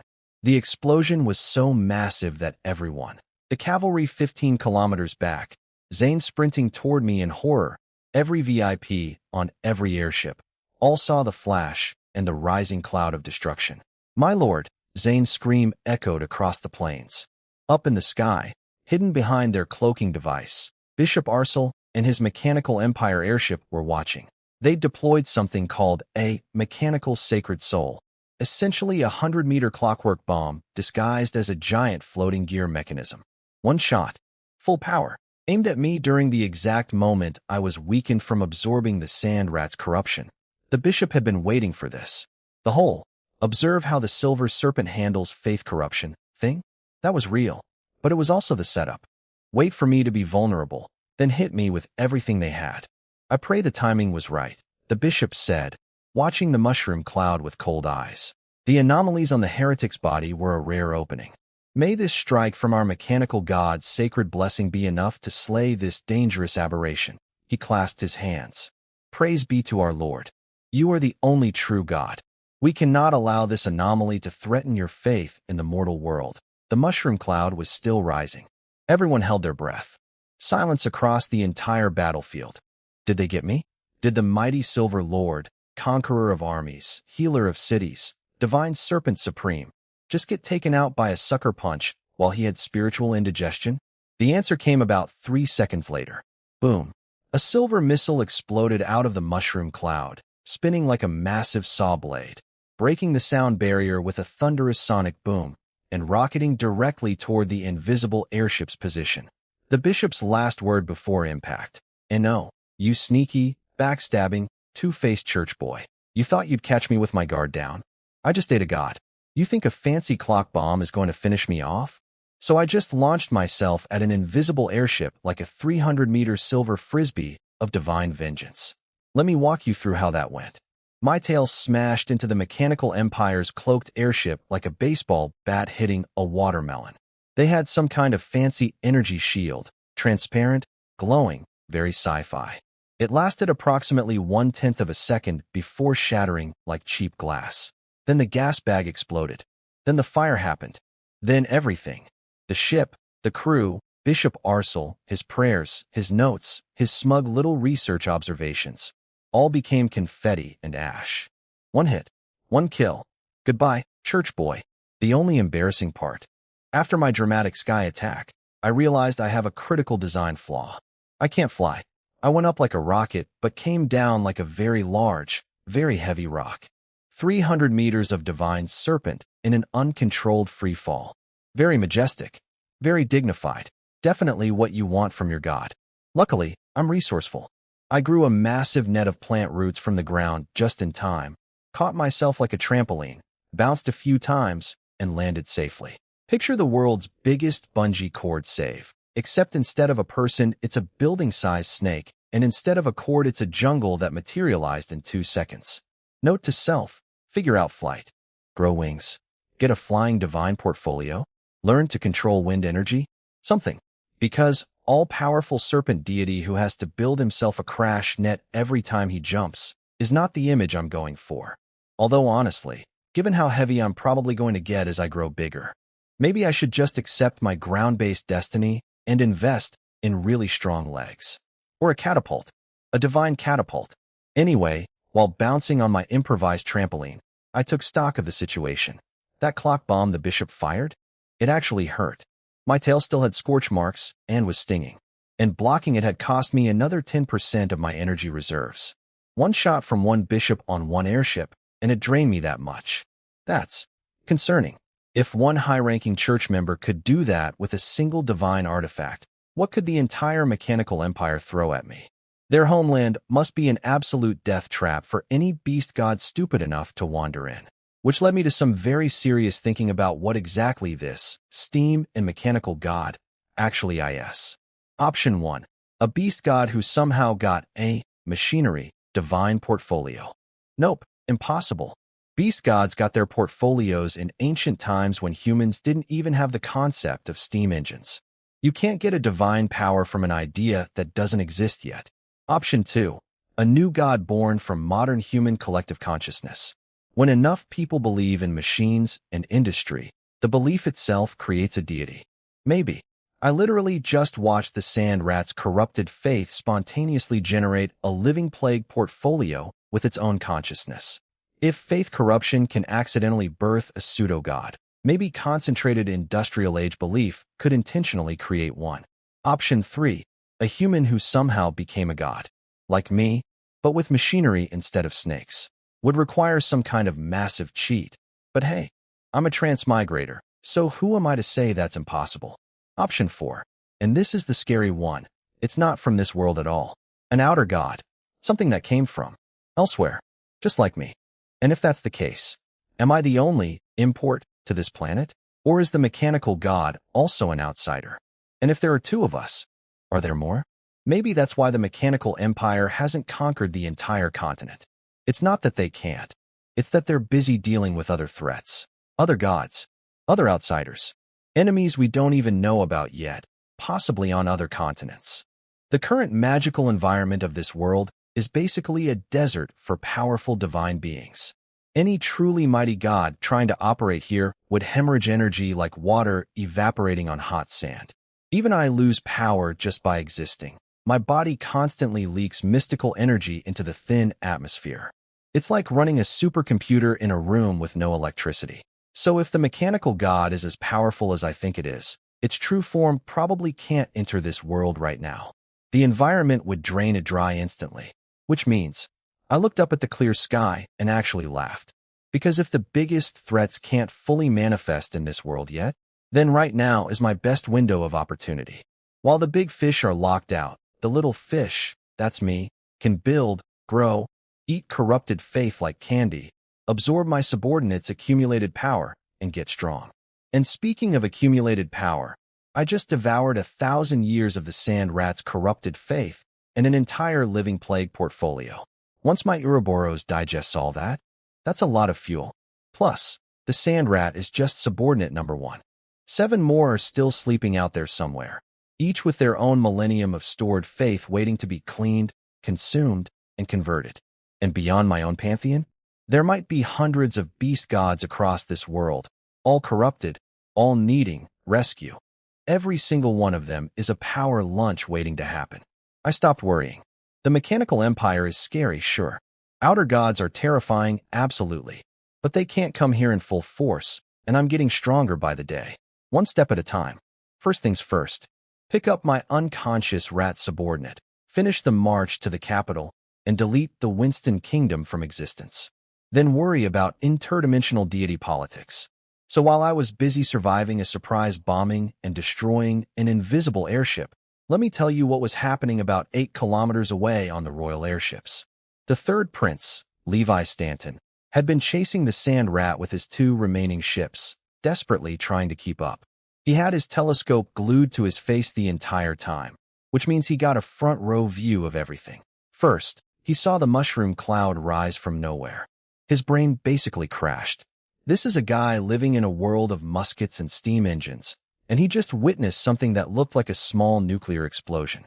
His entire understanding of weapons technology got deleted in one flash. Then, before he could even process that, he watched a massive silver flying disc erupt from the explosion, streak across the sky at supersonic speed, and slam into something invisible in midair. A hidden airship he couldn't even see suddenly became very visible when it exploded into a spectacular fireball. He immediately realized that was Bishop Arcel's ship, the mechanical empire's finest. Their cloaking technology, their energy shields, their divine artifact, all just became scrap metal and smoke because a giant snake was angry.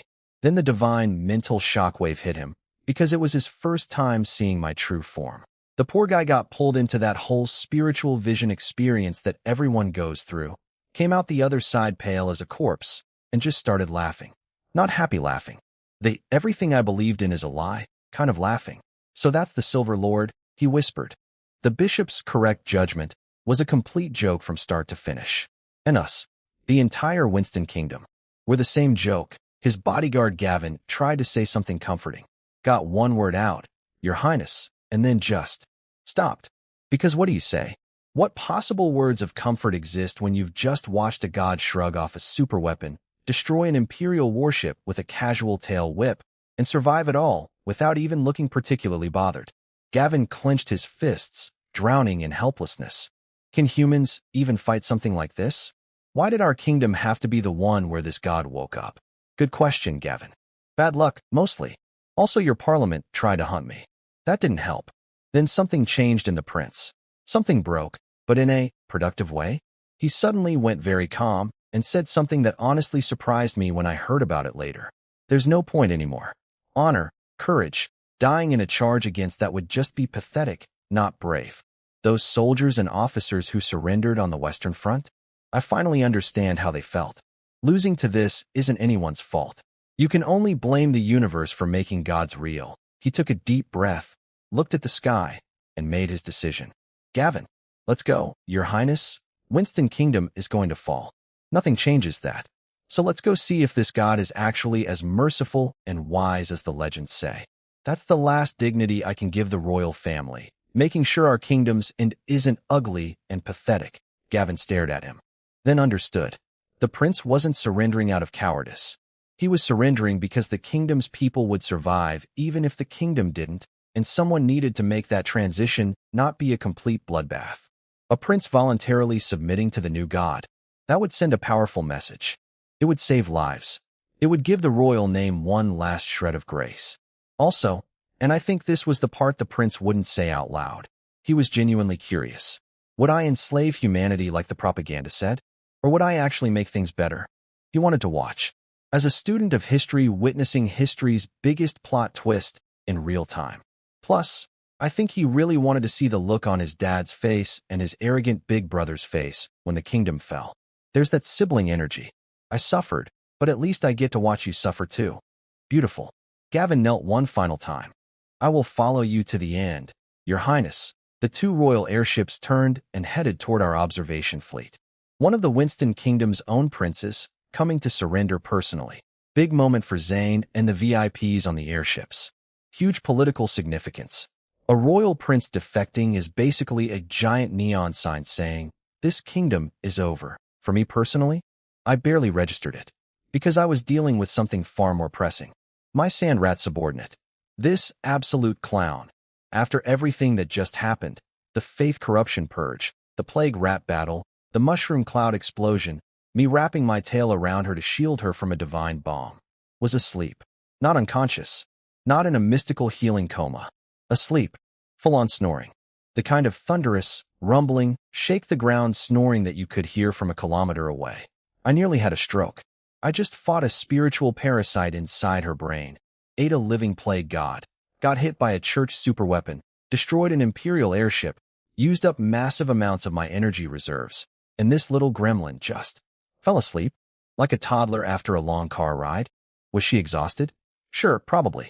But also, was she so completely trusting of me that she felt safe enough to just zonk out in the middle of an active war zone after a bomb went off right next to her? That's either the deepest trust imaginable or the most catastrophically absent survival instinct in the history of divine beings. Knowing her, it's both. I raised my tail high and brought it down on her like a divine alarm clock. Smack! She launched off the ground, grabbed her head, teeth bared, and screamed, "OW! Who hit me? Watch yourself. I am a god and I will, dough. Big snake. It's you. Heh. That's what I thought. Now wake up, you useless rodent. We have a kingdom to destroy." So we were back on the road. Destination, the capital. Mood, unstoppable. The cavalry was galloping behind me with the energy of sports fans whose team just scored the winning goal. The airships overhead were packed with VIPs who had all collectively decided that being on Team Snake God was the smartest career move of their lives. And honestly, after watching me survive a divine bomb, destroy an invisible Imperial warship, and recruit an ancient god, all within about 10 minutes, can you blame them? Everyone on those airships understood what they were witnessing. The last chapter of the old world and the first page of the new one. History with a capital H. The kind of thing your grandchildren's grandchildren would read about in school. They were practically vibrating with excitement. But I wasn't paying attention to any of them, because I had a much more pressing situation. The sand rat would not stop talking. "Wow, Big Snake, you got so much bigger.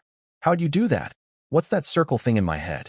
It feels tingly. My brain doesn't hurt anymore. Does this mean I don't have to do the divine portfolio cutting thing that Mean Cat told me about? Hey, Big Snake, are you listening? Say something." Big Snake. She was trotting alongside me on her stubby little legs, barely keeping up, chattering like a caffeinated squirrel. And you know what? I didn't mind. Not even a little. Because here's the thing nobody tells you about being a god. It's lonely. Everyone treats you like a museum exhibit. Zane is respectful and formal. The soldiers worship from a distance. The nobles calculate every word. Nobody just talks to me like I'm a regular person. Or snake. Whatever. This little idiot? She had zero filter, zero reverence, and zero awareness that she was speaking to the supreme deity of an entire divine pantheon. She talked to me the way you'd talk to your older sibling who you're slightly afraid of, but also completely comfortable with. It reminded me of my old life, chatting with friends online, joking around with no pretense. I missed that, more than I realized. So I humored her, explained that the Mobius ring in her consciousness would keep purifying her accumulated faith, told her I'd be taking half of her purified faith energy as payment for saving her, which was fair, considering I literally ate a plague god out of her brain. The other half would stay with her for recovery and growth. Her response? Huh? What? I didn't understand most of that. Of course you didn't. But you said you're taking half my faith? That's fine. As long as my head doesn't hurt. Then her eyes got shifty and she leaned in conspiratorially. Actually, Big Snake, can you take all of it? I'd rather stay small and skinny. You said you won't eat me, but if Mean Cat sees me getting fat, she definitely will. I'd rather just stay bite-sized, less appetizing, safer. This creature has survived 1,000 years of dormancy, faith corruption, divine madness, and a bomb explosion, and her primary survival strategy is be too scrawny to be worth eating. I couldn't help laughing. But no, I needed her to keep half. If another church bomb came her way without enough energy reserves, she'd be toast. Dead toast. I had to be responsible for my subordinates, even when my subordinates were aggressively trying to be irresponsible about themselves. Now, about that faith energy, let me do some math that got me very excited. The sand rat's 1,000 years of accumulated faith from the desert sand people was roughly 1/10 of what I had when I first woke up. Sounds small, but remember, my original reserves were enough to trigger a divine advancement and accidentally accelerate the magical recovery of the entire planet. So 1/10 of that is still enormous. Half of 1/10 meant I was getting about 5% of my original total as bonus fuel. That alone could power roughly 50 to 100 full-strength divine attacks. My combat budget just got a massive raise. Plus, my Mobius ring was already digesting the plague portfolio I'd eaten, and it was converting beautifully. Within just 2 hours of travel, I'd already recovered the energy I spent blocking the church's bomb attack. The ring's processing speed had gotten way faster since my advancement to weak divine power. At this rate, the entire plague portfolio and corrupted faith mass would be fully digested in about a month, and whatever came out of that process would be pure profit. Things were looking up. I was chatting with the sand rat, teasing her, asking about what she remembered from her crazy period regarding the sand people situation. She was surprisingly forthcoming once she stopped worrying about being eaten. Big Snake, I feel like you're different now. You never used to laugh this much. Caught. She noticed. Sharp, for an idiot. Then she got adorably indignant. Also, stop calling me dumb. I'm very smart. I did exactly what you all told me. I got humans to worship me. I became a god. I died and came back. That's impressive. Mean Cat always calls me stupid, and humans say if you keep telling someone they're dumb, they actually get dumber. Where did she learn pop psychology? From the sand people? Has she been eavesdropping on human conversations this whole time? I was genuinely having fun. First time in this world, I felt truly relaxed. Then we got close to the capital, and my mood cratered. The sand rat finally asked the obvious question. Hey, Big Snake, where are we going? We're almost there. Look, she followed my gaze to the horizon, where the massive walls and towers of the Winston capital rose against the sky. A grand city, the seat of royal power. The place where this whole saga was supposed to end in one final, dramatic confrontation. Except, there was nobody there. No army. No defensive lines. No artillery positions. Not a single soldier on the walls or outside the gates. The city looked like a birthday party where the host left before the guests arrived. What I did see were massive crowds of civilians fleeing the city in every direction. Panicked, chaotic, streaming out of every gate like ants from a kicked anthill. I stared at this scene for a long moment, and a very unflattering realization settled in. The royal family ran away. The king, the parliament, the high command, they all bolted, packed their bags and disappeared before I even got here. No last stand. No dramatic showdown. No, we'll defend the capital to the last man. They just left. I organized a 52 airship observation parade. I brought 3,500 cavalry in matching formation. I had a sand rat god trotting beside me for dramatic effect. I rehearsed my entrance. I was ready for the final boss battle. And the final boss rage quit before I loaded into the level. Are you kidding me? So the king ran away. The parliament ran away. The nobles ran away. Even the two entire army groups stationed outside the capital packed up in the middle of the night and vanished like they'd never existed. I organized a whole parade for this. 52 airships. 3,500 cavalry.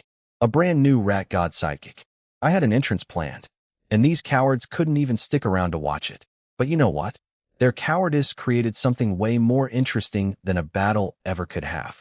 When the people of the capital woke up that morning and discovered that their king, their parliament, and every major noble had silently abandoned them in the night, after promising they'd fight to the last man, the city didn't just get angry. It erupted. See, the royals had been giving big speeches for days. We will never abandon our citizens. We will stand against the heretic god to our last breath. Very inspiring. Very dramatic. Very much a complete lie, apparently. The civilian council, the elected representatives of regular people, found out first. These were hometown folks, born and raised in the capital, chosen by their neighbors because they were trustworthy. And when they discovered the betrayal, they didn't panic. They got furious. They immediately went to every street corner and announced the truth. The news spread across the entire capital in under 2 hours. And the emotional journey of the citizens went roughly like this. Mobs formed. Citizens stormed the empty royal palace. They surrounded noble mansions. The military police split. Some sided with the citizens, some tried to maintain order, and some were busy fighting other military police who'd picked the opposite side. It was complete chaos. Nobles were being dragged out of their houses by angry crowds. Some of them, even at this point, had the audacity to scream, "How dare you? I am a nobleman. Unhand me." The crowd's response was immediate and physical. Nobleman? You're worse than sewer rats. You're parasites. Today we're teaching parasites what happens when the host gets angry. Punching commenced. Lots of punching. Now, I want to be clear, this was not what I wanted. Not even close.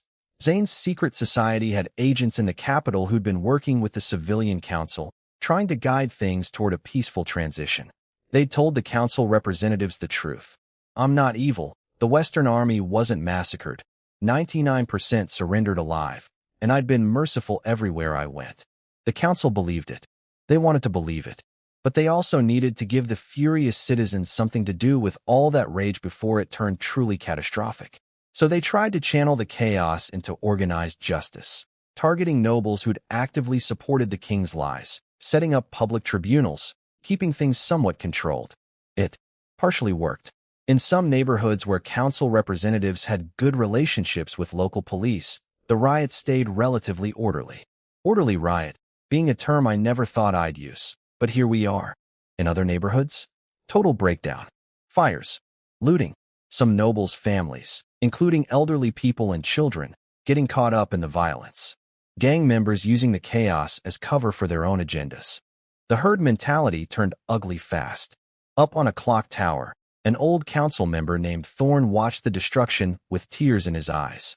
One of Zane's agents stood beside him. "Is this what your restoration army wanted?" the old man asked bitterly. The agent sighed. "Sir, believe me, nobody wanted this. Not us, not our lord, not Zane. But even if we hadn't guided things, the people would have rioted on their own, and it would have been 10 times worse." He looked at a noble getting beaten senseless in the street below. Most of these nobles left behind aren't even guilty of much. They were abandoned by the big fish, just like everyone else. But they're wearing the wrong clothes on the wrong day. That's sometimes all it takes. Then the agent said something that actually moved the old man. Whether they're nobles or commoners, they're all descendants of Lysexia's ancient people. They're all our Lord's children. This violence hurts him too. The old man closed his eyes. He didn't know who to blame anymore. The god for waking up? The king for trying to hunt the god? The nobles for lying? The people for rioting? Everyone was wrong. Everyone was a victim. Everything was broken. All he knew was that he desperately, urgently needed me to arrive. Because I was apparently the only thing that could stop this city from tearing itself apart. And because the universe occasionally has decent dramatic timing.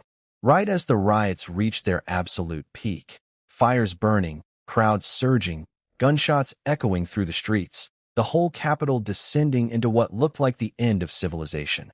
Massive green vines suddenly erupted from the earth all around the city walls, shooting skyward, weaving together, blocking out the sun.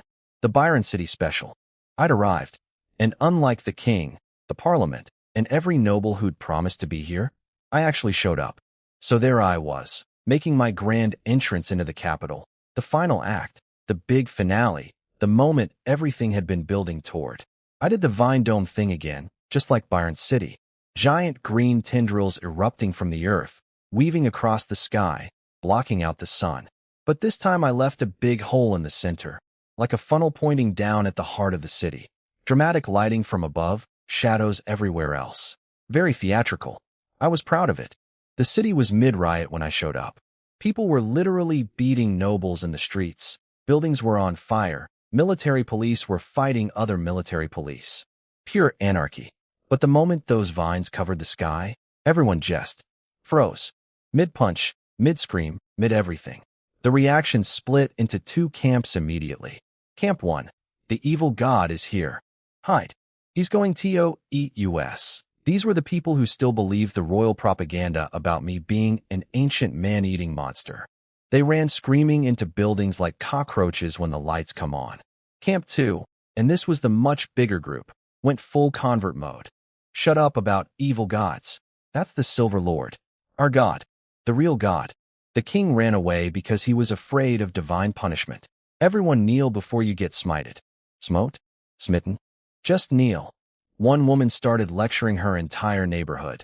Don't you dare disrespect the divine being. Get on your knees right now. Then Zane's secret society played their trump card.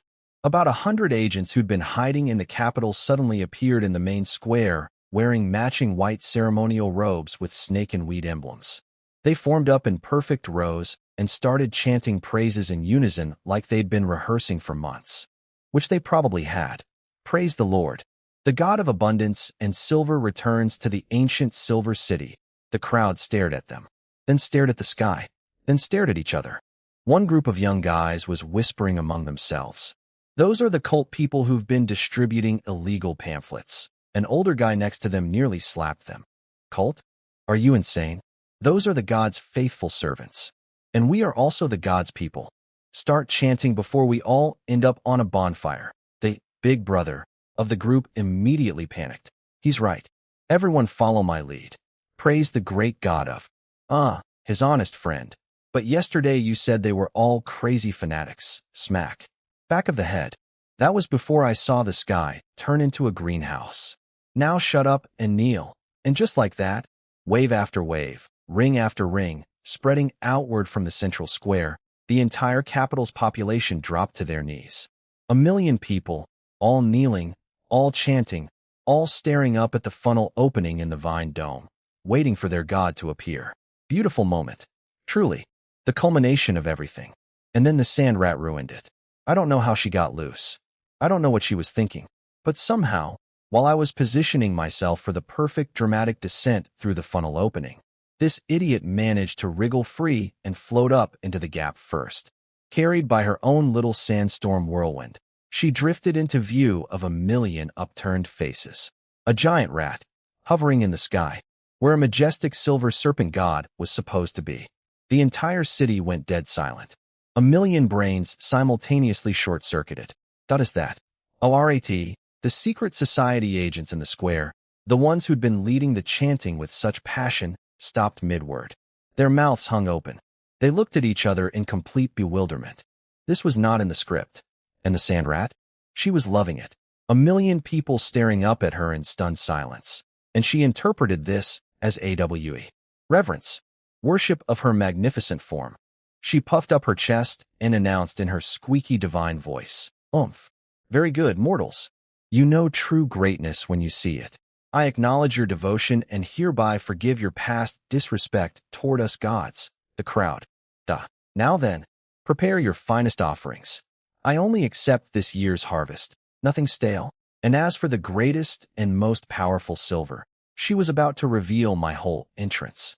She was giving a speech, an unauthorized, unrehearsed, completely delusional acceptance speech as if SHE was the main event. I moved faster than I've ever moved in either of my lives. A silver flash. My tail shot up, wrapped around her entire body, including her big, stupid mouth, and yanked her out of view so fast she probably got whiplash. All the audience saw was a rat appearing, squeaking something ridiculous, and then getting snatched away by a silver blur like a stuffed animal grabbed by a claw machine. MMPH.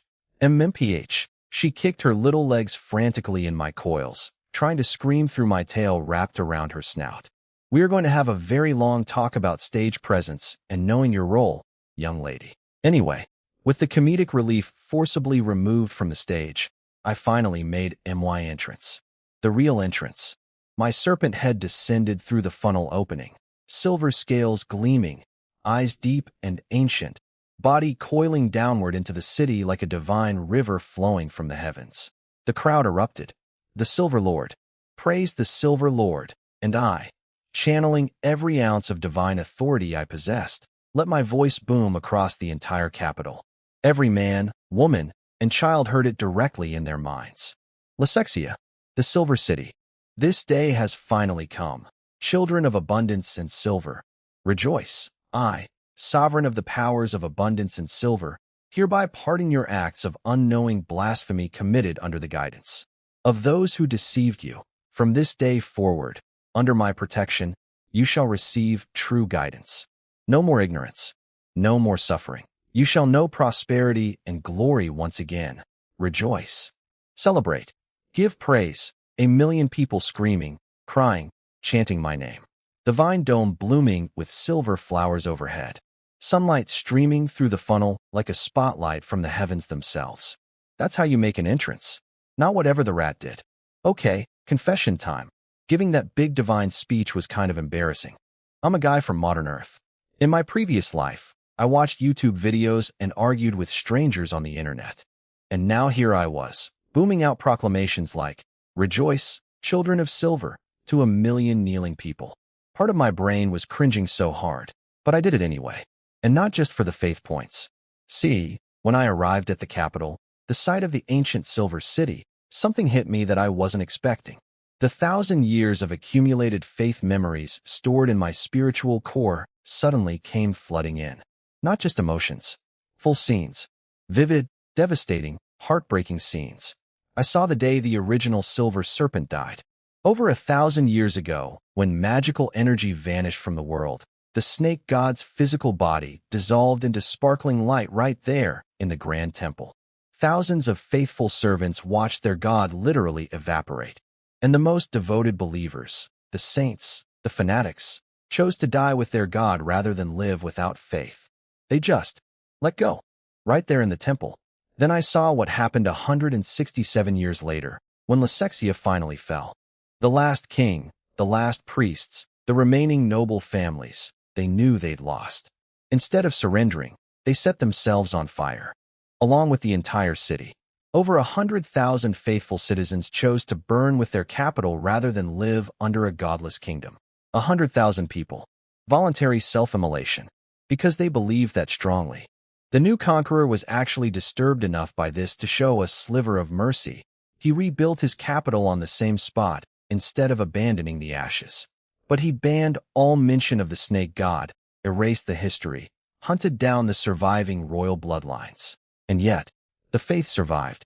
200 years after that purge, the snake believers crawled back out of hiding, rebuilt the church, got involved in politics, got crushed again, rebuilt again, got crushed again, rebuilt again, over and over for 1,000 years.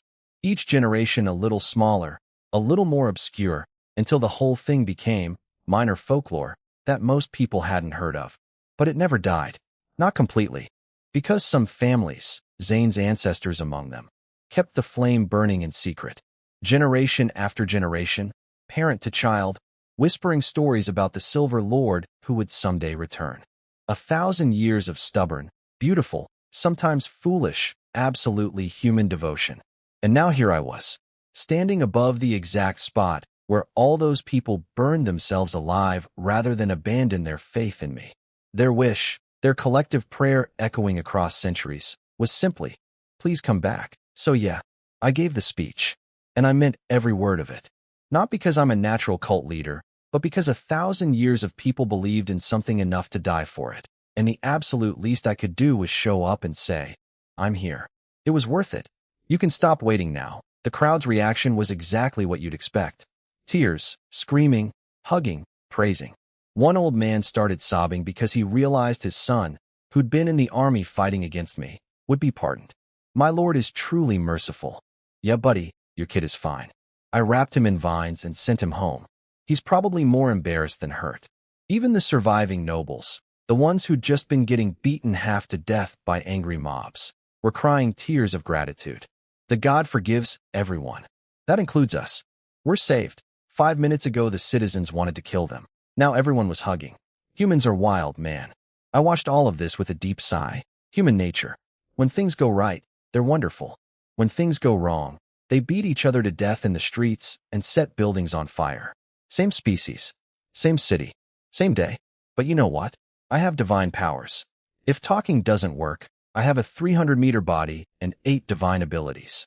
Diplomacy first, physics second. Biggest fist wins in every world. And my fists are the size of buildings. Anyway, enough philosophy. Time to do something spectacular. I looked at the center of the capital. The royal palace. The parliament building. The fancy noble district. All abandoned, partly trashed from the riots, but still occupying a massive chunk of prime real estate, roughly 15 square kilometers. And I thought, this is where the original temple stood. 1,000 years ago, this was sacred ground. People died here for their faith. So I'm going to give it back. I activated my silver divine powers, specifically the ore generation ability, and created an entirely new silver mineral vein deep beneath the city center. A massive deposit of pure divine silver, flowing through the earth like underground rivers of metal. Then I used that newly created vein as a lever and started pushing the ground up. The earth began to rumble. The entire capital shook. People screamed, thinking it was an earthquake. Then they saw it. The center of the city, the palace, the parliament, the noble quarter, the ground just separated from everything around it. A clean break. And then it started rising. Slowly, powerfully, unstoppably. An entire district of the capital lifting into the sky on a pillar of silver-veined stone, like a mountain being born in real time. Every single person in the capital stood with their mouth hanging open, watching the literal ground reshape itself before their eyes. I was building a temple. No, I was building a mountain. A divine plateau rising from the heart of the Silver City, to serve as the foundation of the new Lysexia. 1,000 years of prayers, answered with geology. So I built a mountain, in the middle of a city, in about 7 minutes. Just casual God stuff. Let me walk you through the engineering. I grabbed the entire central district, the royal palace, the parliament building, the noble quarter, about 15 square kilometers of prime real estate, and just pushed it up, 600 meters into the sky, like squeezing a pimple on the face of the earth, except the pimple was made of silver-veined rock and had 100,000 screaming people on top of it. Oh right, the people. Yeah, there were like 100,000 humans standing in that zone when I started lifting. Did I forget about them? No. I put up energy barriers around the edges so nobody fell off. Safety first. I'm a responsible deity. The people on top had reactions. First came the earthquake feeling. Everyone was stumbling around going, "What's happening?" Then someone looked up and noticed the vine dome was getting closer. Wait, are we going up? The ground is rising. We're being lifted, my lord. What are you doing to us? And as they rose higher and higher, they could see me more clearly. Every silver scale, every ripple of divine light across my body. Which meant they got more terrified, not less. Everyone who'd been standing immediately dropped back to their knees. Even the people who were already kneeling somehow tried to kneel harder. Down below, the million-plus citizens surrounding the base watched an entire city district transform into a mountain in real time. Jaws on the floor, brains offline. A spiral peak with a flat summit, white silver roads winding around it like a divine highway to heaven. The old royal palace perched on top like a crown. For the people at the bottom, this was the moment it truly clicked. Not the vine dome, not the healing, not even my giant snake body. This, watching the actual geography of their city get casually rearranged like furniture, was what finally broke through every last barrier of skepticism. That's our God. He just made a mountain. In our city. While we watched, praise the Lord, someone whispered, because literally no other words existed for what they'd just seen. Now, full transparency, this little construction project hurt my energy budget. Bad. Creating a silver or vein underground, then using it to lever up 15 square kilometers of Earth 600 meters into the air, that ate through my reserves like nothing else I'd done.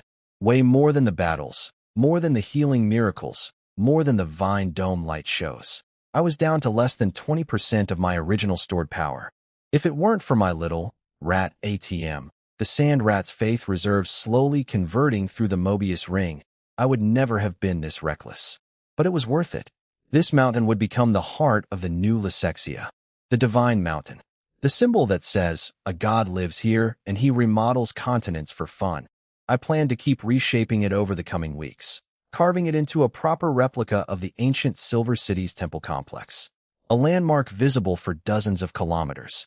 The most unmistakable, "This is a God's country," sign on the entire continent. After the mountain was done, I called Zane and the restoration forces into the city. My part was finished. Everything from here was human business. And oh boy, there was a lot of human business. Zane had a whole checklist. Getting the entire former Winston Kingdom, all the provinces, cities, and territories, to accept that their old government was dead and the new Lysexia was in charge. Organizing a founding ceremony. Building the church infrastructure nationwide. Dealing with the 50-something million citizens who needed to transition from subjects of Winston Kingdom to children of the Silver Lord, without everything collapsing. Then there were the external problems. The neighboring countries? They were going to freak out. Not attack immediately. The sheer speed of Winston's destruction would scare them into defensive mode first. But they'd definitely form military alliances, set up border defenses, and most importantly, hit us with economic blockades and diplomatic isolation. Cut off trade, refuse to recognize the new kingdom, treat us like a pariah state. Plus, the escaped Winston royal family was going to tour every neighboring court begging for help. And their pitch would be easy. Hey, you know how all of us have been secretly hunting gods? Well, one of those gods just took over a country. How do you think he feels about your god-hunting programs? Also, ancient Lusexia's borders were bigger than just Winston. His territory claims overlap with 3 of your kingdoms. Sleep tight. That's actually a pretty good argument. Annoying, but effective. My response to all of this? Simple. If they come to US, even better. I want them to pick a fight, because right now I'm a benevolent god who only acted in self-defense. I need a legitimate reason to expand, and they attacked first is the cleanest justification a deity could ask for. I told Zane, ignore the neighbors, ignore the empire's schemes. Focus on one thing, getting every city and town in the former Winston territory to accept Lusexia's authority. If anyone refuses, send the sand rat for a visit. Nothing motivates cooperation like a divine rodent showing up at your doorstep. For myself, I needed to rest, recharge, digest the sand rat's faith energy through the Mobius ring, keep reshaping the capital into a proper silver city, and most importantly, push toward medium divine power as fast as possible. No greed, no overreach. Stabilize what we have, absorb every advantage we've gained, and get stronger before the world figures out how to respond. 1 month. Give me 1 month of peace to digest, build, and level up. Then we'll see what's next. 5 days after I parked myself on a mountain in the middle of the capital, things were actually starting to look normal. Well, normal for a city that just experienced a regime change, a riot, and the spontaneous creation of a 600-meter divine mountain. The bar for normal was pretty low. The city wasn't called Winston Capital anymore. Officially, nobody had changed the name yet. Zane was still working through the paperwork of founding an entire nation, which apparently takes longer than conquering one. But every single citizen had already switched to calling it the Silver City. No announcement needed. They just collectively decided. Humans are funny like that. 1 million people independently making the same branding decision overnight. But while I was up on my mountain digesting faith energy and planning temple renovations, life in the city was already moving on in the most beautifully mundane ways. Let me tell you about one little scene that happened down in the streets, because honestly, it's the kind of thing that makes all the kingdom destroying worth it. There was this girl named Anna, 23 years old, ran a tiny bread shop in a poor neighborhood. She'd been opening her shop at dawn every morning since the takeover, not because business was booming, but because she was waiting for her brother Hans to come home from the army. Her neighbor, old Mrs. Madeline from the tailor shop next door, was her daily first customer. Anna, you're up early again. Want to sell me yesterday's reheated bread? Classic old lady sass. Anna tried to upsell her on fresh loaves with a sweet smile that was 100% business strategy. These two clearly had a whole routine going. But here's where it gets interesting. Anna had a problem. Capital P. Some Viscount's son, a real piece of work, had been harassing her for nearly 5 years, showing up at her shop, being a creep, making her life miserable. The kind of entitled noble brat who thought being born rich meant every girl in the city was his personal catalog. Anna survived through a combination of fake bravery, smart use of her brother's military reputation, and a neighborhood full of people who had her back. Every time this creep showed up, someone would call the military police, and a friend of Hans would come running to scare the guy off. Not always peacefully. The noble had gotten punched more than once. But underneath the tough exterior, Anna cried alone at night. Every night. Because that's what powerless people do in a world where nobles can do whatever they want, and justice depends on who your daddy is. She'd been saving every penny of her brother's military salary, refusing to spend it, planning to use it to help Hans find a wife when he retired. She was 23 and running a bread shop in a slum to save money for her 30-something bachelor brother's future wedding. This girl's heart was bigger than my entire snake body. Now, here's the beautiful part about regime change. 5 days after I showed up and announced my divine pardons and the whole New World Order deal, the nobility of the capital was in full panic mode. Word had gotten out that the new Lusexia kingdom was planning nationwide public tribunals, accountability hearings where common people could bring charges against nobles who'd abused their power. Suddenly, Every minor noble in the city was scrambling to apologize for every bad thing they'd ever done. It was like watching rats trying to clean their own fur before the exterminator arrives. So naturally, Pigface, the Viscount's son, showed up at Anna's shop with a gift box and 4 nervous bodyguards, sweating bullets, trying to grovel his way out of 5 years of harassment. "Miss Anna, please forgive me. I was terrible. I'm so sorry. Look, I brought you a present. I'll never bother you again, I swear." His bodyguards were scanning the neighborhood like they were in enemy territory. Which, to be fair, they were. The butcher across the street, a massive guy covered in pig grease, was already untying his apron and cracking his knuckles. Half the shop owners on the block were giving the noble death stares. Old Mrs. Madeline was yelling, "Get out, you filth. This isn't your world anymore." The guy was genuinely terrified. 5 days ago, he'd been an untouchable aristocrat. Today, he was one angry mob away from becoming a smear on the cobblestones. Funny how fast the world turns. Anna stood there, face blank, staring at this pathetic excuse for a human being. 5 years of fear, 5 years of sleepless nights, 5 years of pretending to be brave when she was falling apart inside. And now he wanted forgiveness? With a gift box? She thought about it. She thought about the fact that I'd pardoned everyone, nobles included. She thought about the possibility that nobles might still have some status in the new kingdom. She thought about being practical, being smart, being the survivor she'd always been. She slowly reached out her hand. The noble's face lit up with relief. He scrambled to hand over the gift. And then, smack. A hand that was not Anna's came out of absolutely nowhere and slapped the noble so hard his gift box went flying. The guy hit the ground screaming, "You disgusting pig. You're still harassing my sister? You think I won't kill you?" Standing over the fallen noble, fists clenched, face twisted with 5 years of rage he'd been holding in from hundreds of kilometers away, Hans. Anna's brother, home from the army. Just in time. He beat the living daylights out of that noble. Punched him, kicked him, absolutely went to town while the bodyguards stood there frozen because, well, the guy who'd just arrived looked like he could eat all 4 of them for breakfast. The neighborhood watched approvingly. Old Mrs. Madeline probably wished she had popcorn. When Hans finally ran out of steam and the noble was unconscious on the ground, he turned to look at Anna. His face transformed from fury to guilt in an instant. He knew. He knew she'd been dealing with this alone while he was away fighting in a war he didn't choose. "Anna, I'm home. He couldn't even finish the sentence. Too much guilt. Too much relief. Too much everything. And Anna. This girl who'd been carrying the weight of the world on her shoulders since she was 18, who cried alone every night, who saved every coin for her brother's happiness while barely feeding herself, looked at him with the gentlest, most heartbreaking smile and said, "Welcome home, brother." That's it. That's the scene. And that right there, not the mountain, not the vine dome, not the million people chanting my name. That is why I'm doing all of this. So that girls like Anna don't have to cry alone at night anymore. So that brothers like Hans can come home. So that pig-faced nobles learn that being born rich doesn't make you untouchable. Am I getting sentimental? Maybe.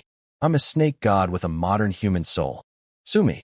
While I was up on my mountain doing god stuff, digesting faith energy, planning temple blueprints, occasionally slapping the sand rat when she snored too loud, the humans were busy building an actual country down below. And honestly, they were doing a pretty decent job without me. Let me introduce you to Hans. Remember all those soldiers I captured and released? Hans was one of them, sort of. He was actually a secret agent. A spy who'd been working undercover in the old Winston Kingdom's intelligence service, but secretly loyal to Zane's cause. And now his big promotion had arrived. Rebuild the entire spy agency from scratch, but this time pointing it outward instead of inward. See, the old kingdom's secret police spent most of their time spying on their own citizens, watching dissidents, monitoring troublemakers. Classic authoritarian nonsense. The new version, renamed from Secret Guard to Intelligence Bureau, would focus exclusively on foreign espionage, watching the neighboring kingdoms, tracking the escaped royal family, keeping tabs on the mechanical empire. Hans had one major headache, though. The fleeing royals took most of the classified files and foreign agent contact lists with them. So he was basically rebuilding a spy network from memory, one former colleague at a time.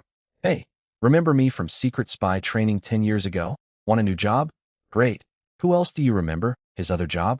Finding the old regime's sleeper agents still hiding in the capital. Because of course the king left spies behind. Some of them were death soldiers, kids raised from birth to be fanatically loyal to the royal family. Brainwashed since childhood. Their devotion to the crown was basically the evil version of religious faith. These people would not be easy to find or flip, but Hans had backup. Specifically, he had Mackie. Yes, my 12-year-old divine blessed chaos gremlin was assigned as Hans's bodyguard and assistant. Zane and Andrew called it training experience for the young saint. What it actually meant was, if Hans runs into trouble, just point Mackie at it and stand back. Hans also had Dora, the sensible 15-year-old, tagging along, plus Aiden, Andrew's eldest son, Zane's secretary, as his nominal boss running the intelligence bureau from above. So Hans's team was a 31-year-old spy, a 12-year-old with god powers, a 15-year-old who was mostly there to make sure the 12-year-old didn't destroy anything, and a bureaucrat. What could go wrong? When Hans went to collect his charges, he found Mackie and Dora window shopping at a jewelry stall in the poor district, staring longingly at cheap butterfly hair clips. Uncle Hans, you're back already? Why didn't you stay with your sister longer? Uncle, he was 31. 31. Not even married yet. And this kid was calling him uncle. He bought them both some cheap trinkets because their actual guardian, Aiden, had specifically refused to give them spending money. Smart man. Giving Mackie unsupervised access to money in a city full of shops would be like giving a raccoon a credit card. Dora, being the responsible one, immediately said, "This is a loan. My father will pay you back." Mackie said nothing because she was already wearing both hair clips and spinning in circles. Then came the big news. Newsboys came running down the street screaming headlines. Extra! Extra! The entire Southern Territory has surrendered. All cities have joined the Silver City, and then the real bombshell. Zane announces the new Lysexia Kingdom will be a constitutional monarchy. A new council of sages based on civilian representatives will hold most governmental power. The king's authority comes from God and the people, and therefore returns to God and the people. The street went absolutely nuts. People were throwing elbows to buy newspapers. 6 pennies a copy, and they were selling faster than Anna's fresh bread. Hans stood back, watching the frenzy, and smiled quietly, because he understood what this meant. Zane, with my blessing, was doing something revolutionary. Not just founding a kingdom, founding a modern kingdom. Constitutional monarchy. Representative government. Power shared with the people instead of hoarded by aristocrats. Sure, the old nobles would worm their way into the new council of sages at first. They had money, connections, influence. But over time, their power would shrink. Their titles would become ceremonial. Because MY Church and MY chosen families would make absolutely certain that feudal aristocracy never rose again to interfere with the spread of faith among the people. The nobles thought they were keeping their positions by donating money and kissing up to the new regime. What they were actually doing was buying front-row seats to their own irrelevance. Meanwhile, the common people, the Annas, the Hans, the Mrs. Madelines, were about to discover that for the first time in their lives, their voices actually mattered. Their representatives would write the laws. Their votes would shape the kingdom. Their God actually cared whether they were happy. This is really nice, Hans murmured to himself, watching the excited crowd grab at newspapers. And yeah, it really was. So day 6 in the Silver City. My mountain temple was looking gorgeous, if I do say so myself. The silver staircase spiraling up the peak like a massive snake coiled around a mountain, very on brand. The temple walls at the top gleaming in the morning sun. The whole thing visible from the horizon. Chef's kiss. Security was tight. 50 hand-picked guards from the cavalry unit that followed me to the capital, the most fanatically devoted soldiers in the entire army. These guys had personally watched me turn cannonballs to stone, grow forests from nothing, and build a mountain in 7 minutes. Their faith levels were so high some of them were approaching, would literally die for the snake god without being asked, territory. Nobody was getting up that mountain without permission. The silver staircase entrance was blocked off, and the rest of the mountain? Smooth as a mirror. You couldn't climb it with ropes, hooks, or spider powers. Plus, the citizens living at the base had appointed themselves as volunteer neighborhood watch. Try anything suspicious near their divine mountain, and they'd report you faster than you could say blasphemy. That didn't stop people from trying to get close, though. Every day, crowds gathered at the staircase entrance to pray, touch the silver steps, rub the railings for good luck, and generally be adorably superstitious. It was like a holy tourist attraction that wasn't open yet. Then, around noon, things got interesting. An old man pushed through the crowd with a small child, crossed the clearly marked security line, and headed straight for the guards. Halt! Can't you read the signs? No one within 10 meters. The old man, trembling, desperate, clearly running on fumes, dropped to his knees right there and started talking fast. My name is Hussein Cooper. I'm the current patriarch of the Cooper clan, chosen bloodline descendants of the great wind sand god. I've come from the Northern Territory because I heard my lord has awakened and is here with the Silver Lord. Please, the sand people need help. The situation is, the guards cut him off. Not unkindly, but firmly. Sir, anyone claiming divine heritage needs to register at the church's temporary reception office first. They'll verify your identity, and I could feel, even from up on the mountain, the old man's despair spike through the roof. See, he'd already been to the church reception office yesterday, and what he found there was a waiting room packed with people all claiming to be divine descendants. Half of them were probably lying. The processing queue was enormous. By the time the church verified his identity, weeks could pass. Weeks he didn't have, because up in the Northern Territory, nearly 3 million sand people were dying. Here's what had been happening while I was busy conquering kingdoms and building mountains, and it's not funny at all. The plague that the sand rat had been unconsciously spreading, it had devastated the sand people's homeland. And the Winston Kingdom's response? The 6th Army Group had surrounded the entire sand territory with military checkpoints. Quarantine, they called it. What it actually meant was, nobody gets in, nobody gets out, and if your village is confirmed infected, they burned it. With the sick people still inside. No medicine sent in. No doctors. Just fire and bullets. When desperate sand people tried to break through the blockades to get medical help, the army shot them. When they tried to sneak out through the desert, soldiers hunted them down. The kingdom had been quietly committing what was essentially a slow-motion genocide, and the outside world barely knew because the newspapers never reported the real scale of it. Hussein had escaped the blockade, but people died getting him out. His own clan members sacrificed themselves so their patriarch could reach the outside world and find help. And when he finally got out, nothing. Nobody cared. The northern cities that had experienced minor plague outbreaks actually hated the sand people for spreading it. If Hussein revealed he was a sand person, he'd have been killed on the spot. He'd been carrying this guilt for weeks. Guilt for not recognizing the sand rat's abnormal state sooner. Guilt for letting his people continue praying at the site where the rat god had burrowed underground in agony. Guilt for sending sick clan members to other cities for help, accidentally spreading the plague further. He blamed himself for everything. He'd wanted to die, genuinely considered it. Then he heard the news.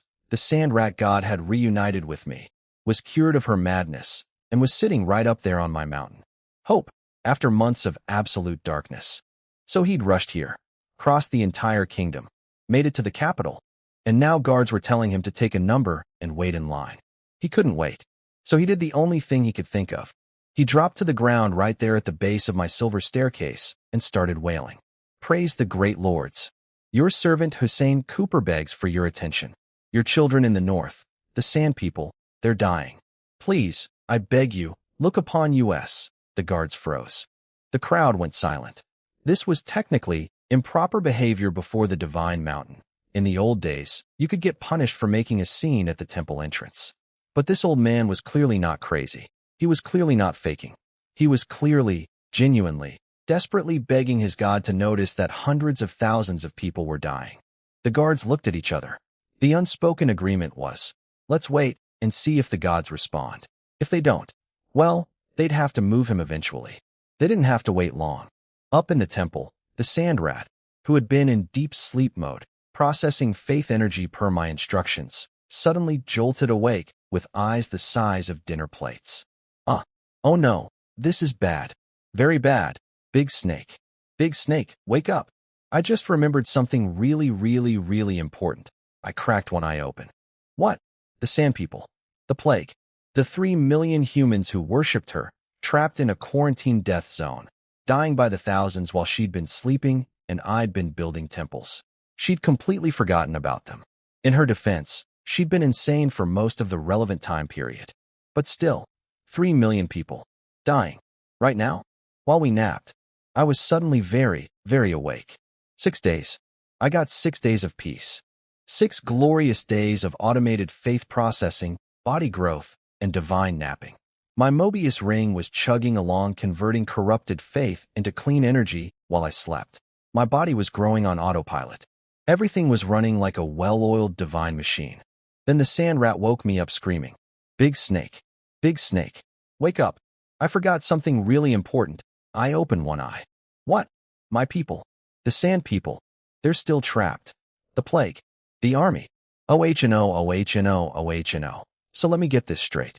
3 million humans who worship this rodent have been dying of plague for 6 months. Trapped behind military blockades. Getting their villages burned down with them inside. And she forgot? So your followers have been suffering for half a year, and you didn't think to mention this until now? She shrank down to approximately the size of a tennis ball emotionally. My brain was hurting really bad. I couldn't think about weak human servants when I was going crazy. Then, and this is the part where I almost lost it, she said, with complete sincerity, "But it's fine. Big snake. Human servants breed really fast. Lose one batch, a new batch grows right back. As long as they're not all dead, it's totally okay." I stared at her for a very long time. Then I smacked her with my tail.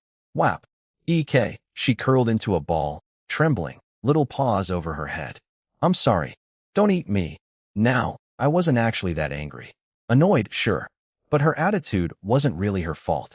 It was just how beast gods thought. To the ancient divine beasts, humans were useful tools. Helpful little creatures that provided faith energy. If some died, more would be born. Like crops. You don't cry over individual wheat stalks. This was the default mindset of every beast god from the old era. Humans were interesting enough to keep around, but not really worth caring about beyond their utility. And honestly, if it hadn't been for the original silver serpent, the Lysexia gods might have treated their humans way worse. Which brought me to something weird I'd been noticing in the old silver serpent's memories. Something that didn't quite add up. I'd been digging through memory fragments, and I found this scene. A big gathering of all the subordinate gods. The number 1 lieutenant, a giant wolf called the god of war and earth, who was roughly my size, had asked a question that apparently everyone wanted answered. "Boss, why do you care so much about these weak humans? You make us feed them, protect them, even learn from them. Their wisdom isn't worth one of my claws. I don't get it." All the other subordinate gods were nodding along. The music cat, the sand rat, everyone. They all wanted to know. And the original silver serpent's response was weird. She hesitated, looked confused for a moment, like she didn't fully understand it herself. Then she just shrugged it off with a smile. "Honestly, I don't really know either. I just like them. From the very first moment I saw their species, something about them felt special to me. Maybe I was just born liking creatures that look like that. Anyway, don't question it. Just do what I say. If they don't attack you first, you don't hurt them. Any objections?" Nobody objected. You don't argue with the boss when the boss can eat you. But that moment of confusion stuck with me.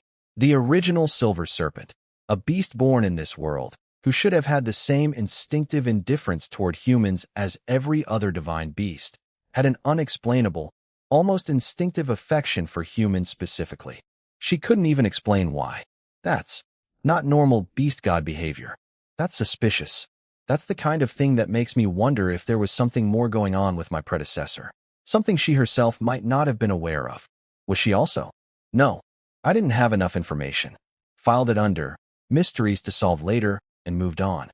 I asked the sand rat where she'd picked up the "humans are disposable" attitude, and she immediately ratted out, pun intended, her neighbor, some vulture god from an adjacent divine nation. Apparently, this scavenger used to visit her territory and try to trade bug larvae for human servants. But I never said yes. Not once. I promise, good girl. Have a cookie. Actually, don't have a cookie. Have a slap for forgetting 3 million dying people. I told her to go downstairs and bless the old sand person man, Hussein, who who'd been prostrating himself at the base of my mountain crying for divine attention. Poor guy had escaped a military death zone, lost clan members covering his escape, nearly killed himself from guilt, and traveled across the entire kingdom just to reach us. Then I checked in with Zane about the Northern Territory situation and got more annoying news. Half the northern cities still hadn't submitted to the new kingdom, and the 6th Army Group, the one running the Sand People quarantine death camps, hadn't even contacted us. Their commander was just ignoring the regime change entirely, sitting in his fortified position going, la la la. I can't hear you. The old kingdom is definitely still real. Perfect. The sand rat needed a mission anyway. I'd send her north to handle it. Nothing says, please reconsider your political allegiance, quite like a divine rodent rolling up to your military checkpoint. Meanwhile, I took stock of my own situation. 6 days of passive growth had been productive. My body had stretched from 300 meters to about 360 meters. Not bad for sleeping. And once the rest of the sand rat's faith finished converting, I'd take another big step toward medium divine power. Maybe 2 or 3 more subordinate gods worth of accumulated faith, and I'd hit the threshold. Which raised the question, how do I get more subordinate gods? Force-feeding faith to sleeping gods to poison them awake seemed cruel and unreliable. The better strategy was building an intelligence network to find other weak gods waking up across the continent and rescuing them, cleaning their corruption, taking my cut. Win-win.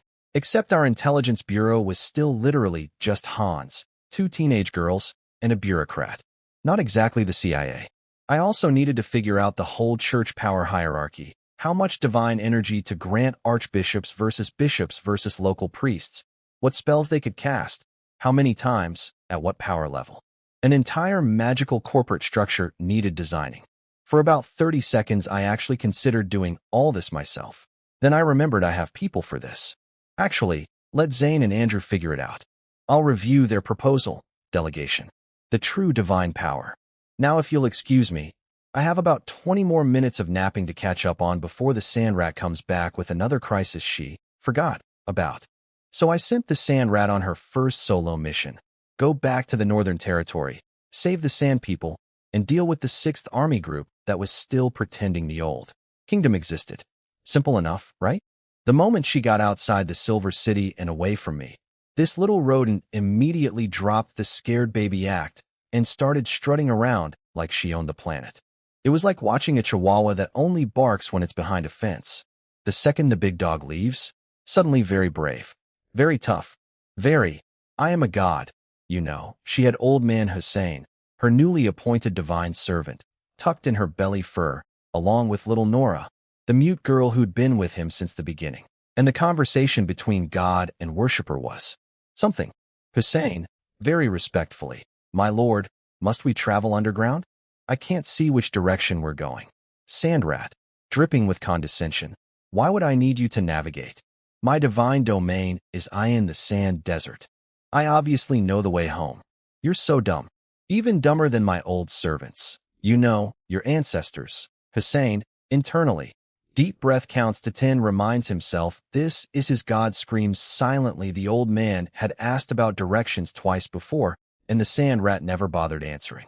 She let him ramble on about offering to guide her, then waited until the most dramatic possible moment to reveal she knew the way all along. Not because she was being strategic, because she literally forgot to mention it. At one point, little Nora, the mute girl, started signing to Hussein, Grandpa is our god. Kind of. Stupid. Hussein grabbed her hand so fast he nearly sprained something. He telepathically hissed, Nora, you cannot disrespect our divine lord. Her current condition is entirely due to evil corruption from her awakening. She's normally very wise. Now believe harder so she'll heal your voice. Nora's eyes went wide. She nodded vigorously. Message received. Don't question the rat, just pray. Meanwhile, Hussein was having his own private crisis of faith. His sacred family scriptures had warned that the Wind-Sand god was somewhat unfamiliar with mortal affairs. That was the polite, ancient way of saying, your god is an idiot. But he'd assumed it was metaphorical, poetic, exaggerated for humility. Nope. Turns out his ancestors were being literal and also generous. But he stuffed those thoughts down hard. This is all because of the evil corruption. The Silver Lord said so. My God is wise and powerful. My God is wise and powerful. My God is wise and powerful. The power of denial is truly the strongest force in any religion. Anyway, while my divine rodent was tunneling north with her tiny entourage, something much less funny was brewing at the destination. The 6th Army Group, the ones who'd been running the Sand People death camps, had set up shop in a border city near the edge of the kingdom. And they were not planning to surrender. Their second-in-command, some loudmouth general named Hunter, was giving a whole speech to the other officers. So this snake god is merciful and kind, huh? Great. Then we negotiate from strength. We'll submit to the Silver City, but only if Zane meets all our demands. And if he doesn't, let the god come. We'll just cross the border into the neighboring country. It's right there. A few steps. And while we're at it, we'll make the snake waste more divine power chasing us. His energy can't be infinite. Let him burn through his reserves on us like he did on the Western Front. Who cares about gods? I don't believe in the Mechanical Empire's Iron God either. They're all just overgrown animals with fancy tricks. Classic tough guy talk from a man whose escape plan was, run to another country and let my soldiers take the hit. Very brave. Very heroic. Truly the finest military leadership. But here's where it got actually concerning. A foreign ambassador was there, from a neighboring coastal kingdom. And this guy was making promises. Join us. Our nation has a navy. That snake can't swim. Probably. And we've been doing advanced weapons research with the Mechanical Empire. We've had BREAKTHROUGHS in god-killing technology. Then he walked to the window and told everyone to look outside. And there, parked in the shade of some border trees, were 30-plus steel war machines. Big ones, with massive gun barrels. Things that looked like they belonged in a completely different century of warfare. Tanks, artillery platforms, whatever they were clearly products of the Mechanical Empire's divine technology sharing program. The officers looked through their telescopes at these metal monsters and suddenly felt very courageous about fighting a god. So let me get this straight. While I'm napping on my mountain, digesting faith energy, and delegating paperwork to Zane, a rogue army group is running death camps in the north. A neighboring kingdom is parking prototype god-killing weapons on my border. The Mechanical Empire is handing out advanced military technology like Halloween candy. And I send a sand rat to handle it. A sand rat who can't remember 3 million dying worshippers and thinks humans grow back like crops. What could possibly go wrong? So while I was napping and the sand rat was tunneling north, the entire continent decided to have a panic attack about me. Let me paint you the picture. 5 countries surrounding my newly acquired territory had collectively parked about 3.5 million soldiers on my borders. 3.5 million. That's not an army, that's a population. Zane, to his credit, had immediately sent out diplomatic letters to everyone basically saying, "Hey, relax. Our god only destroyed Winston because they tried to hunt him. He's totally chill. Don't poke him and he won't poke you. Promise." Did it work? Sort of. Nobody attacked immediately, which was nice. But nobody went home either. They all just stood there on the border, sweating nervously, pointing guns inward. 3 of these countries had a very specific reason to panic. Their territory used to be part of ancient Lysexia, which meant if I ever decided to go full, reclaiming the homeland, mode, they'd be first on the menu. 2 tiny nations and 1 medium-sized kingdom were basically having existential crises. Now, here's where the geopolitics got really spicy. The Mechanical Empire, sitting way up in the far north of the continent, was pulling strings everywhere like a puppet master with anger issues. Their official position? This heretic snake god nation must be destroyed before it sets a precedent for divine kingdoms. They'd sent steel warship fleets to ports. They had spies in every neighboring country. They were handing out advanced weapons technology like party favors. And they'd apparently gotten their actual god involved, sending down divine power to support the military preparations. The Lancaster Kingdom on my northern border had received the biggest gift package. Those 30-plus steel war machines I mentioned earlier were just the appetizer. A whole steel flood of advanced military hardware was secretly crossing into my territory through the northern border, with the 6th Army Group happily waving them through. Zane had no idea this was happening. Our intelligence bureau was still literally a guy named Hans, 2 teenage girls, and a filing cabinet. We had the south and west covered, but the north? Total blind spot. But here, oh man, here is where it gets good. Let me tell you about my favorite country on this entire continent. The Baudet Kingdom. This tiny coastal nation bordering my eastern territory was special. Their entire national identity could be summarized as cats. They love cats. They worship cats. Their royal family had been cat-obsessed for centuries. They gave cats noble titles, actual aristocratic ranks, for cats. And the citizens didn't think this was weird. They'd have heated public debates about whether Sir Whiskers III truly deserved his earldom based on how fluffy he was. Their national philosophy: people who love cats can't be bad people. People who don't love cats are suspicious. Stay away from cat haters. Just be yourself and pet cats. Their military? 15,000 troops. Total. For the whole country. Because why would you need an army when you have cats? And here's the best part. The Baudet Kingdom's ancient records were the most detailed source of information about Lysexia on the entire continent. Because nobody had ever bothered conquering them. Who wants to invade cat country? Their historical archives had survived intact for 1,000 years. And their records said the Silver Lord, me, was the benevolent god who told all the other gods to be nice to humans, including their beloved cat god. So when they heard I was back, their king's reaction was basically, the cat god's favorite boss is back. We should immediately surrender and join him. They were this close to holding a national referendum on voluntary annexation. A democratic vote to become part of my divine kingdom. Willingly. Enthusiastically. With cats. But the mechanical empire found out and sent them a message that roughly translated to, do that and we'll destroy your entire royal family. Then they parked a steel battleship fleet in Bastet's biggest port and stuck military monitors in their army. The poor cat king was devastated. We were so close. The cat god's master was right there. If only we'd been one day faster. So now Baudet had 15,000 soldiers on my eastern border who had been explicitly ordered to look threatening, but would absolutely, categorically refuse to actually fight me. Their internal logic was bulletproof. This is the god who made the cat god be nice to people. We are not shooting at him. Court-martial us if you want. The empire knew this. They didn't care about Bastet's actual military contribution. They just needed them to not surrender publicly, because one domino falling would start a chain reaction. So the current situation, 5 nations with 3.5 million troops on my borders, an empire orchestrating everything from behind the scenes, secret advanced weapons being smuggled into my northern territory, a rogue army group collaborating with foreign powers, my intelligence network basically non-existent. And the only thing standing between all of this and catastrophe was a divine rat with the IQ of a golden retriever, currently tunneling underground toward the biggest mess on the continent. But you know what? Sometimes history turns on the unexpected. The empire planned for everything: diplomatic pressure, military positioning, advanced weaponry, economic blockades. They did not plan for the sand rat. Nobody ever plans for the sand rat.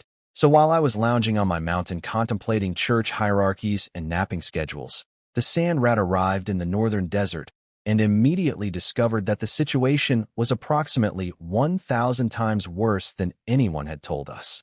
Let me describe what she found, and I'm warning you, this part isn't funny. In a hidden cave underneath some desert rocks, over 100 sand people were crammed together. Every single one of them was sick, coughing nonstop, faces white as paper, blood on their lips. They knew they were dying. They'd watched others die before them. It was just a matter of time. A girl named Sally was crying to her brother, I don't want to die. Why is this only happening to us? Has the wind sand god abandoned us? Her brother had no answer. Just tears. You'll be okay, Sally. He didn't believe it. She didn't believe it. Nobody believed it. The plague had no cure in the desert. If they could reach a proper city with real doctors and modern medicine, maybe. But the kingdom's 6th Army Group had sealed off the entire sand territory. No one in, no one out. And the soldiers patrolling the quarantine zone weren't just keeping people contained. They were hunting them. Masked soldiers riding camels through the desert, torching villages, shooting sand people on sight. Not checking if they were sick. Not offering medicine. Not evacuating civilians. Just burning and killing. They'd stopped seeing sand people as humans somewhere along the way. Now it was sport. Found the little rats from before. Don't kill them too fast, boys. Let's have some fun first. That was their squad leader, laughing, his soldiers whistling and hooting like they were on a hunting trip. 30-something armed men chasing a group of sick elderly, women, and children across open desert. One soldier at least had the decency to say, "Captain, they're diseased. Let's just finish it quick and go back to base.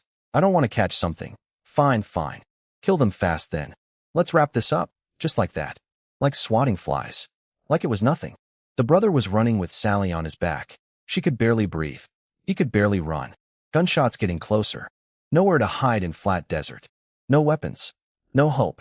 Just a sick boy carrying his dying sister across sand while men on camels closed in behind them. And then the ground exploded. Not metaphorically. The desert floor literally blew apart sideways, spraying sand and rock everywhere like a bomb had gone off. Camels went flying.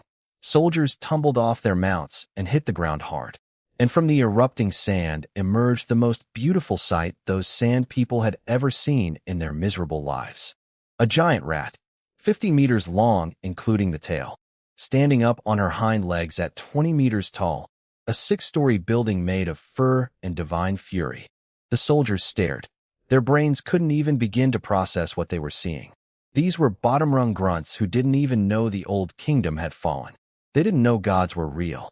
They certainly didn't know they'd been murdering the chosen people of one. What the hell is that? A rat. Rats don't get that big. Some of the lucky ones managed to scramble back onto their camels and tried to run. They made it about 3 steps before the sand rat summoned a sand tornado around them. Not the playful kind. They turn humans into red mist inside a blender kind. They were gone in seconds. Just vapor in the wind. The remaining 20-something soldiers who were too stunned to run? The sand rat looked at them. Just looked. Then her tail moved. One crack. Like a whip breaking the sound barrier. Silence. Disgusting creatures. The sand rat growled. And for the first time since I'd known her, there was zero comedy in her voice. Zero goofiness. Zero scared baby energy. Bullying MY people. My servants. They deserved worse. Then she winced. Ugh, my head is starting to hurt again. I can hear them.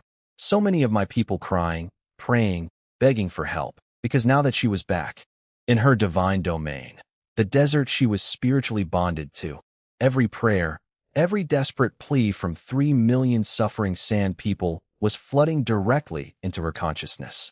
Every dying grandmother, every sick child, every starving family hiding in caves, all of them, all at once, screaming into her soul.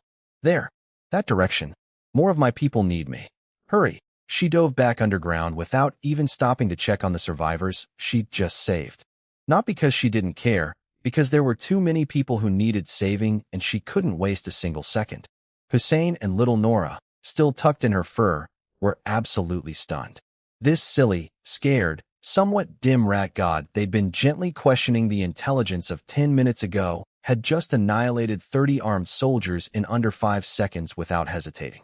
No mercy, no speeches, no negotiations. Just instant divine violence for anyone who hurt her people. Maybe don't judge the rat by her personality. Judge her by her tail. Meanwhile, the sand people who'd witnessed the whole thing, the brother and sister, the cave survivors, everyone who'd been running for their lives moments ago, stood in the settling dust, staring at the red smears where their tormentors used to be, and started crying. Not from fear, from hope. That was the wind sand god. She's real. She came back. She's going to save us. We're going to live. Follow her. Follow the direction she went. We'll find her again. And just like that, a group of dying, starving, disease-ridden refugees found the strength to stand up, support each other, and start walking toward their God, toward salvation. Sally, on her brother's back, looked up at the sky with red-rimmed eyes, and for the first time in months, she smiled. Okay, so I said this chapter wasn't funny, and mostly it wasn't. People being hunted and murdered isn't comedy material, even for me. But I'll say this. Those soldiers spent months thinking they were the apex predators of the desert, kings of the sand, untouchable. Then a 50-meter rat popped out of the ground and turned them into confetti. There's a certain cosmic justice in that which I find deeply, deeply satisfying. So let me tell you what the sand rat did when she reached the biggest sand people city in the desert. And I want to be clear, I didn't order this. She did this entirely on her own. And honestly, I'm kind of proud. First, Some context on what she found there. The Winston Kingdom's grand plan for the Sand People was basically textbook evil. The kind of stuff that makes you go, are we sure these are the good guys? Spoiler, they were not. Their strategy was disgustingly clever. The big sand cities, the ones with hundreds of thousands of people, got the nice treatment. Send in some medicine, provide basic supplies, pretend you're helping. Keep the people calm. Keep them thinking the kingdom cares. Keep the city sealed, for quarantine purposes, very official. Very reasonable sounding. Meanwhile, outside those big cities, in the small villages and towns scattered across the desert, open season. Send in death squads. Burn everything. Shoot everyone. No witnesses, no evidence, no problem. The people trapped inside the big cities would never know their relatives in the countryside were being systematically murdered. The parliament's calculation? Kill about half to a third of the 3 million sand people. Blame it all on the plague. Nobody outside would ever know the difference. And afterward, the sand people would be too weakened to ever resist integration, which was really just code for cultural erasure. Their justification? Well, the sand people are backward and they worship false gods. They had it coming. Classic. Blame the victims for being different. Works every time in politics. The whole thing was even more twisted because the Mechanical Empire's spies had known from day one that the plague was caused by the sand rats awakening, not by the sand people themselves. If they'd shared that information, the kingdom could have handled the situation completely differently. Maybe even organized a proper god hunt with sand people cooperation. But the Empire kept quiet because they wanted to use the sand rat as a weapon against me later. So every dead sand person, every burned village, every shot child, every family that starved in a cave, died because of a chain of deliberate lies, political calculations, and imperial manipulation. Fun world I live in. Now, outside the biggest sand city, Faret Oasis, 30,000 soldiers from the 6th Army Group had been maintaining the blockade. And inside their command tent, the officers were having the most frustrating meeting of their lives. General Xavier, sir, do we really need to keep doing this? Winston Kingdom doesn't even exist anymore. Our supply lines are falling apart. We can barely feed ourselves. The Silver City keeps sending messengers telling us to surrender, and each one sounds angrier than the last. If we wait too long, we'll lose our chance at being pardoned. The orders to massacre sand people came from the king and parliament. We were just following orders. If we surrender now, maybe, enough. General Xavier tried to restore order. He never got to finish his sentence. Boom. The ground shook so hard everyone in the tent stumbled. Then came the sounds, explosions, gunfire, screaming, and underneath it all, a roaring wind that sounded like the desert itself was angry. They scrambled outside and saw the apocalypse. For massive sand tornadoes had materialized around the military camp. Not natural tornadoes. These were divine weapons, grinding everything they touched into dust. Tents, supply wagons, cannons, horses, soldiers, all being vacuumed into swirling pillars of destruction and shredded. The sky had turned brown-gray with sand. Visibility dropped to nearly zero. Soldiers couldn't see what was killing them. They could only hear the screams of their comrades being ripped apart inside the whirlwinds. And through the haze, the officers caught glimpses of something standing in the center of it all. A massive silhouette, upright on its hind legs, bringing one enormous paw down on the earth like a hammer. Boom. Another section of camp obliterated. Boom. Artillery positions gone. Boom. Barracks turned to splinters. The sand rat wasn't being cute anymore. She wasn't being silly. She wasn't squeaking or running away or begging not to be eaten. She was standing in the middle of a military base housing 10,000 soldiers, and she was turning the whole thing into a red fog. Every prayer from every suffering sand person in the desert had been flooding into her consciousness since she'd arrived. Every dying child, every burned village, every family shot trying to escape, 3 million voices crying for help, and she could hear all of them simultaneously. The soldiers who'd been casually murdering her people for months, who called sand people rats and vermin and hunted them for sport, were now discovering what it felt like to be prey. 5 minutes. That's all it took. The entire forward base, 10,000 soldiers, their officers, their weapons, their supplies, ceased to exist. Swallowed by sand and fury, painted red across the desert floor. When the winds finally settled, the sand rat stood alone in the devastation, breathing hard, eyes flickering between rage red and normal, fighting to keep control of herself as the corrupted Faith tried to use her anger to pull her back toward madness. She steadied herself, pulled back from the edge. Then she turned toward the next target and dove underground again. The generals who'd been debating whether to surrender? The ones who thought they might still negotiate? The ones hoping for a pardon? They never got to finish that conversation. Here's the thing about the sand rat that everyone keeps underestimating, including me, sometimes. Yes, she's silly. Yes, she's scared of me. Yes, she has the conversational depth of a golden retriever. But she's also a god whose entire divine domain is the desert, whose powers control sand, wind, and storms. And when she's standing in her territory, surrounded by the suffering screams of her people, protecting the humans she was responsible for, she doesn't need me to hold her hand. She doesn't need permission. She doesn't need a plan. She just needs a target. And right now, the entire 6th Army Group was learning that lesson the hard way. One base at a time. One garrison at a time. One blood-red sandstorm at a time. Good girl, rat. Good girl. So while the sand rat was busy turning the 6th Army Group into desert fertilizer, I was sitting in my temple doing two things simultaneously.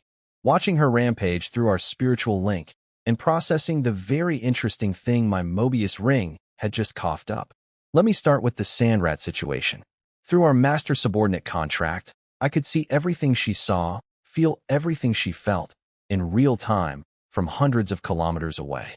Like divine Netflix, except the show was Angry Rodent Destroys Military Base, and every episode was 5 minutes of sand tornadoes and screaming. Did I stop her from massacring those soldiers? Nope, not even a little bit. Look, I pardoned the Western armies because they were just regular soldiers following orders in a normal war. Misguided? Sure, but not evil. The 6th Army Group? These people had been hunting civilians, burning villages with sick people still inside, shooting families trying to escape quarantine zones, sending death squads on camelback to chase down refugees across open desert for fun.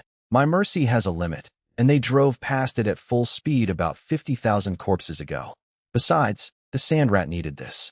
She was feeling something she'd never experienced before, guilt.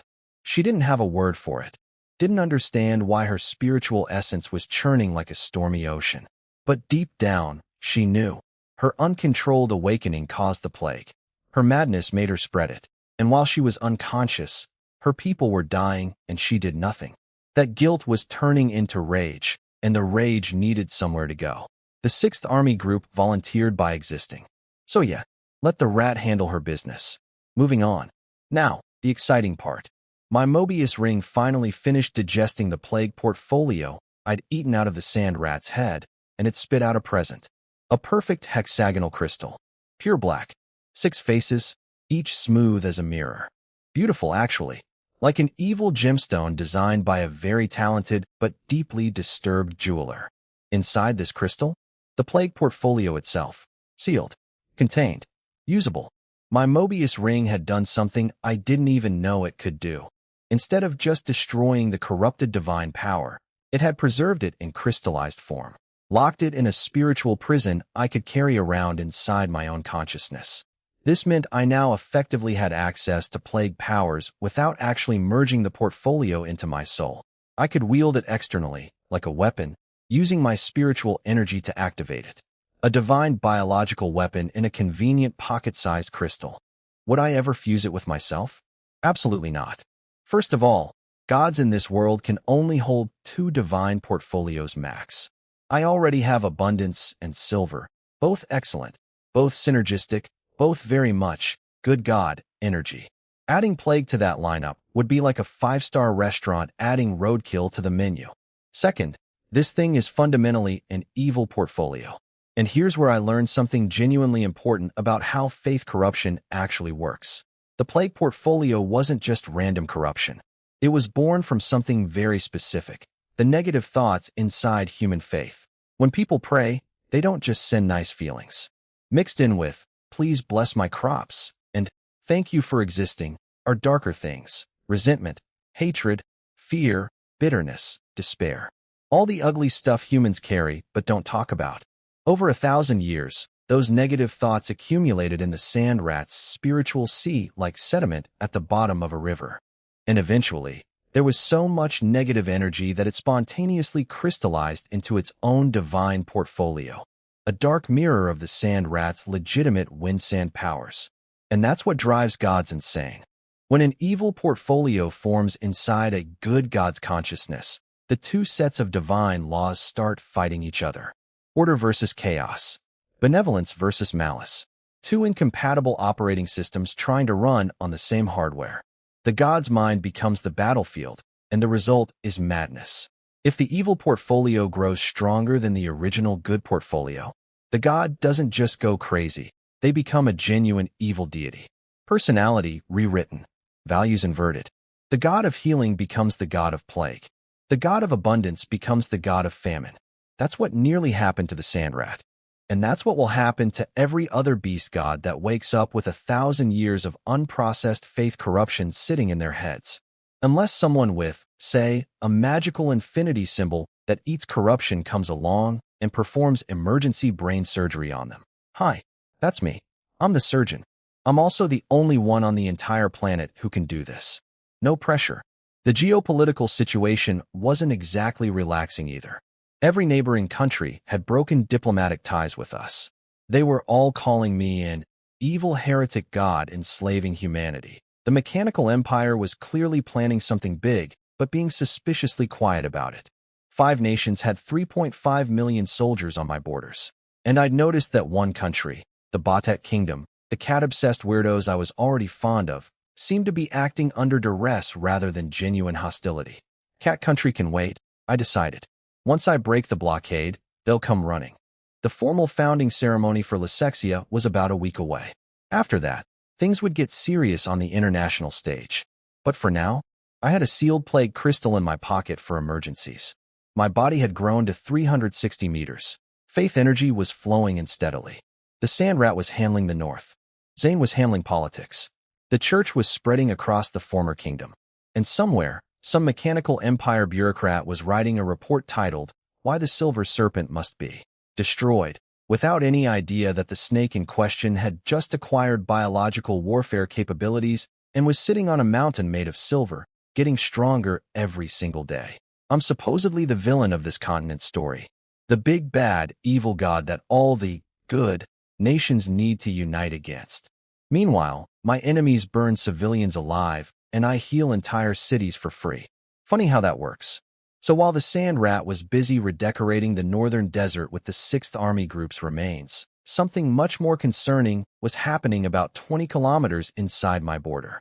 The Lancaster Kingdom, my northern neighbor and apparently the Mechanical Empire's new best friend, had snuck an entire experimental military unit into my territory.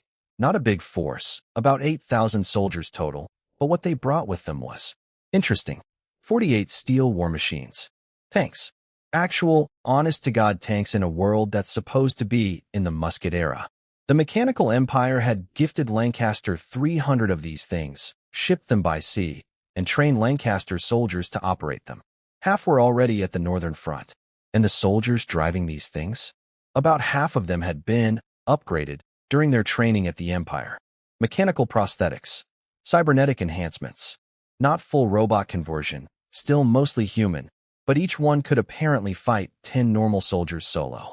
So the Empire was basically building cyborg tank crews for its puppet state. Cool. Very normal. Not alarming at all. Lancaster had basically sold its soul to the Mechanical Empire in exchange for all this shiny hardware. Full access for the Empire's church to convert the population. Economic investment. Technology sharing. Military support. Lancaster wasn't an ally. It was a subsidiary. A wholly owned franchise of Mechanical God Incorporated. But the tanks weren't even the scariest part. The scariest part was what they were building in MY Desert. The Empire's ambassador, really a military supervisor, was directing the construction of these metal towers. 15 meters tall, covered in layered gears, topped with some kind of antenna. When they finished assembling one and the gears started turning, the antenna lit up with a blinding white light that shot a beam straight into the sky like a divine laser pointer. Mechanical Sacred Soul Signal Towers. That's what the ambassador called them. Their mission? Build 36 of these towers across the northern desert within 5 days. 3 teams working simultaneously, each building 12 towers. They'd already finished 3 at this location and presumably 6 total across all teams. And here's the part that made my metaphorical blood run cold. When all 36 towers were active, they would apparently channel the mechanical god's power directly into the physical world. A divine weapons grid.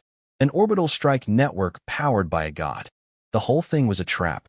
In 5 days, every neighboring country would launch a coordinated military assault on my borders simultaneously. And when I inevitably came north to deal with the invasion, I'd be lured into the tower network, where the mechanical god would hit me with everything it had. They weren't trying to beat me with armies. They were building a god-killing cage. The Lancaster soldiers didn't even know the details. They just saw the cool light beam and went, "Praise the mechanical god. We're going to win." Simple faith. Dangerous faith. The kind of faith where you march into a desert at sunset because the nice man from the empire told you to. The ambassador was practically vibrating with excitement. Almost ready. Just 3 more days of construction. Then the heretic snake walks right into our web. And then, right as they packed up and started marching again into the fading sunset, maybe 10 minutes into their resumed march, the ambassador suddenly stopped dead. He stared at the horizon. The Lancaster general next to him squinted the same direction and saw nothing. "What is it, ambassador?" Silence. 10 heartbeats of silence. Then, very quietly, "Sandstorm. And not a normal one. We have a big problem." His eyes cut back toward the signal tower they'd just built, calculating the distance. "At least we're still close to the tower. Oh, buddy. Oh, you poor, optimistic, gear-worshipping fool. That sandstorm on the horizon? That's not weather.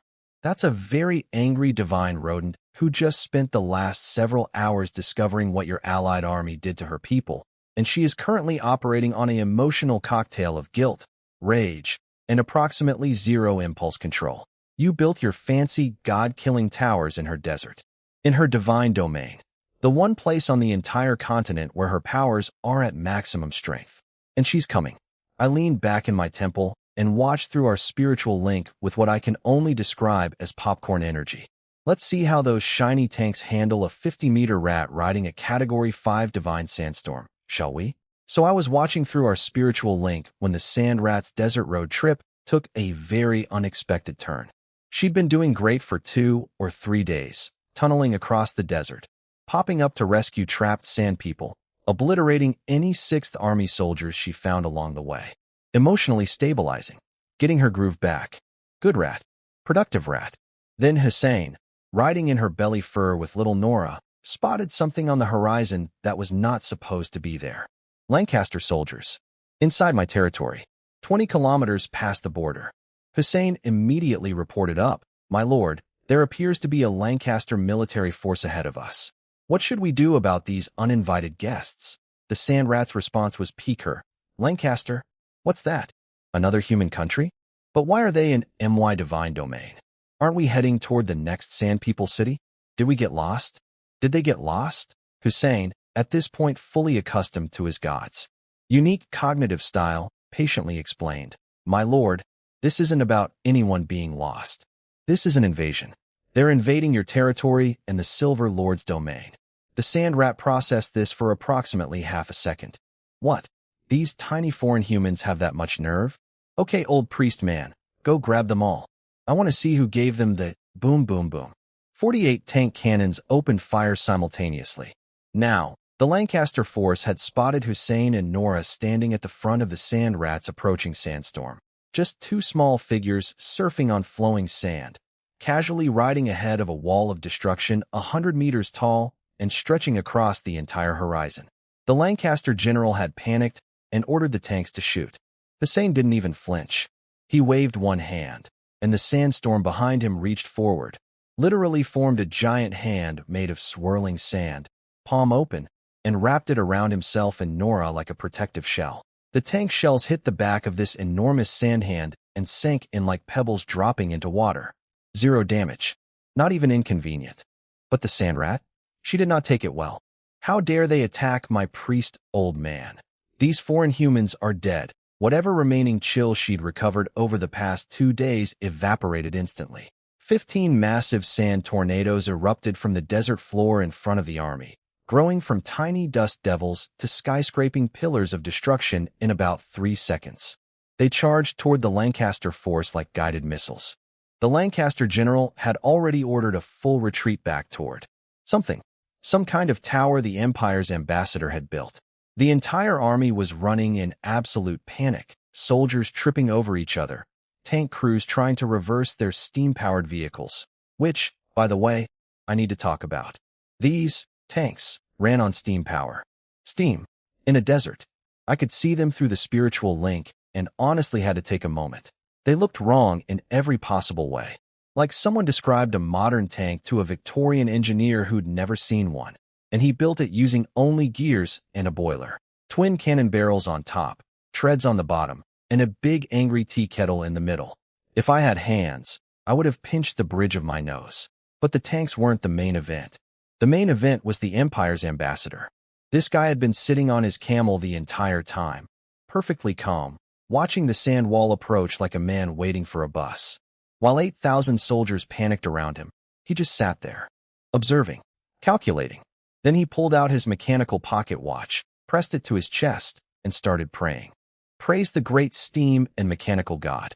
Praise the holy soul of our Lord's servant. Behind him, the signal tower they'd built, that 15-meter gear-covered antenna, suddenly erupted with white light. A concentrated beam shot straight up into the sky like a searchlight punching through the atmosphere. And then the sky broke open. First came the sound, a single metallic click, like one enormous gear tooth catching. Then a wave of invisible energy rippled outward from the tower's position, washing across the entire desert sky. And then, spreading outward from the beam's entry point, massive mechanical gears began materializing in the sky. Dozens of them. Hundreds. Enormous, translucent, interlocking cogwheels appearing layer after layer, clicking into each other like the inner workings of a clock the size of a city. Within moments, the entire sky above the desert was covered in ghostly mechanical gears, turning slowly, grinding against each other with a deep metallic hum that vibrated in your bones. The mechanical god's power, channeled through a single signal tower, manifested as a machine that covered the entire sky. Through our link, I felt Hussein's stomach drop. He understood immediately what this meant. The mechanical empire's god was making a direct move. This wasn't soldiers or technology. This was divine intervention. And the sand rat? The sand rat looked up at a sky full of enormous ethereal gears slowly rotating above the desert. And her contribution to this incredibly tense, potentially world-changing moment of divine confrontation was, WHOA. What I ask all that stuff? I've never seen anything like it. It looks kinda cool though. I love her. I really do. But this rat is going to give me a heart attack someday. From my temple, I stopped relaxing. This was exactly the kind of scenario I'd been worried about. One signal tower could summon this much of the mechanical god's power, and they were planning to build 36? The sand rat had accidentally stumbled into the opening move of a continent-wide war, 5 days ahead of schedule. Time to stop delegating. I was watching the whole thing through our spiritual link. And let me tell you, what started as entertainment became the first time in either of my lives that I've been genuinely, truly, furiously angry. Let me set the scene. The sand rat, bless her stupid brave heart, saw those sky gears appear, and her response was not, retreat, or, be careful, or, maybe call the boss. Her response was, how dare you show up? In my territory and Big Snake's territory, she pulled Hussein and Nora underground for safety, then launched herself out of the earth and did something I genuinely didn't expect. She absorbed her entire sandstorm. The whole thing. That 100-meter wall of sand stretching across the horizon? She ate it. Sucked it all inward, compressed it, shaped it, and reformed it into a 500-meter sand avatar of herself. A giant rat made of compressed hurricane-force wind and desert sand, towering half a kilometer into the sky, with 15 massive tornadoes orbiting her body like guard dogs. The sand tornadoes were so powerful they were literally peeling layers off the ground, vacuuming up everything within 5 kilometers. The Lancaster soldiers? They couldn't see anything, couldn't breathe, couldn't stand, just lying face down in the dark, choking on sand while their world ended around them. Some were already dying, suffocating under layers of dust. Their fancy steam tanks were buried. Their formation was destroyed. Their brave speeches about cannon caliber being true justice seemed slightly less convincing now. The Empire's ambassador, though, this guy just stood there in the sandstorm like it was a light breeze. Sand and rocks were bouncing off his body, making metal sounds. His cloak blew away, revealing a head made of metal and glowing mechanical eyes. Not even human anymore. A cyborg priest, casually tanking a divine sandstorm while his flesh and blood soldiers suffocated around him. Impressive, he murmured, watching the sand rat's power display through his mechanical eyes. But merely decoration for our Lord's greatness. Cold. Very cold. Up in the sky, the gears were spinning faster. Electricity was crackling between them. Actual lightning arcing from gear to gear, building up a charge that made the air taste like metal. A massive ball of white-hot electrical energy was forming at the center of the gear network. The sand rat felt the danger through her divine instincts. Did she run? Did she dodge? Did she do literally anything sensible? She charged. Straight up. Launched her sand tornadoes upward as giant pointed drill spears aimed at the energy ball, then jumped 500 meters into the air to body slam the mechanical god sky fortress. For one spectacular moment, it looked almost like she might pull it off. Then every gear in the sky stopped rotating simultaneously. A heartbeat of total silence. And then, the energy ball exploded downward as a pillar of pure white lightning the width of a city block. Every sand spear disintegrated on contact like they were made of tissue paper. Simultaneously, thousands of electrical arcs fired from every frozen gear, all converging on the airborne sand rat from every direction. The lightning hit her. All of it. The sand avatar vaporized. The wind died. The sandstorm vanished. The sky went white. When the light faded, there was no sand rat in the sky. Just a 3-kilometer-wide cylindrical crater in the desert, edges crystallized and carbonized. And at the bottom of that crater, my subordinate, my little rat, my stupid, brave, loyal idiot. Her physical body was. I don't want to describe it in detail. A hole through her chest and abdomen, taking up a third of her entire body. Fur burned off. Skin charred. She looked like something pulled from an oven that was set too high and left too long. But she was alive. Gods don't die from physical damage alone. As long as the spirit survives and there's enough divine energy to regenerate, the body can heal. And thanks to the faith reserves I'd left her, she had enough fuel to slowly rebuild. Slowly being the key word. She was too weak to move. Too damaged to fight. Too hurt to do anything except WAHH. It hurts. It hurts so much. Wah, big snake. Big snake ache. Come help me. It hurts. Please come. Wah. Through the Mobius ring's projection in her spiritual space, I could see her, not the broken physical body, but her spiritual self, crying like a child who'd fallen off a bike. Snot and tears. Wailing. Calling for me. And that's when I stopped being an observer. That's when the anger hit. Not irritation. Not frustration. Not strategic displeasure. Rage. Pure, volcanic, white-hot divine rage. Angry at myself, because I should have reacted faster. The Mobius ring's projection had been solidifying in the sand rat's consciousness ever since her emotions spiked, preparing to intervene. But the battle ended too quickly. If I'd been just a few seconds faster, I could have blocked that attack entirely. Angry at the mechanical god, because this confirmed everything I'd feared. This wasn't a probe or a test. This was an assassination attempt. On MY subordinate. In MY territory. Using a weapon system designed specifically to kill gods. And they had plans to build 36 of those towers. What I just witnessed was one tower's worth of power. 36 of them working together would be. No, I wasn't going to let that happen. The Mobius ring projection in the sand rat's consciousness finished materializing. And in that instant, I didn't hesitate. I didn't calculate. I didn't weigh costs and benefits. The ring cracked open, head and tail separating, and the black and white divine serpent form erupted out of the sand rat's spiritual dimension and into the physical world. Straight through dimensional boundaries. Straight into the desert sky.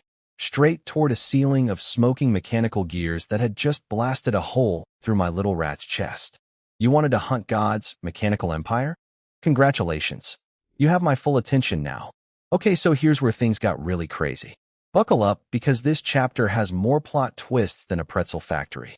The Lancaster soldiers dug themselves out of the sand like desert gophers, looked up, saw the mechanical gears still floating in the sky, noticed the sandstorm was gone, and immediately started celebrating. We won. The machine god beat the rat. Our god is the best god. Anyone alive?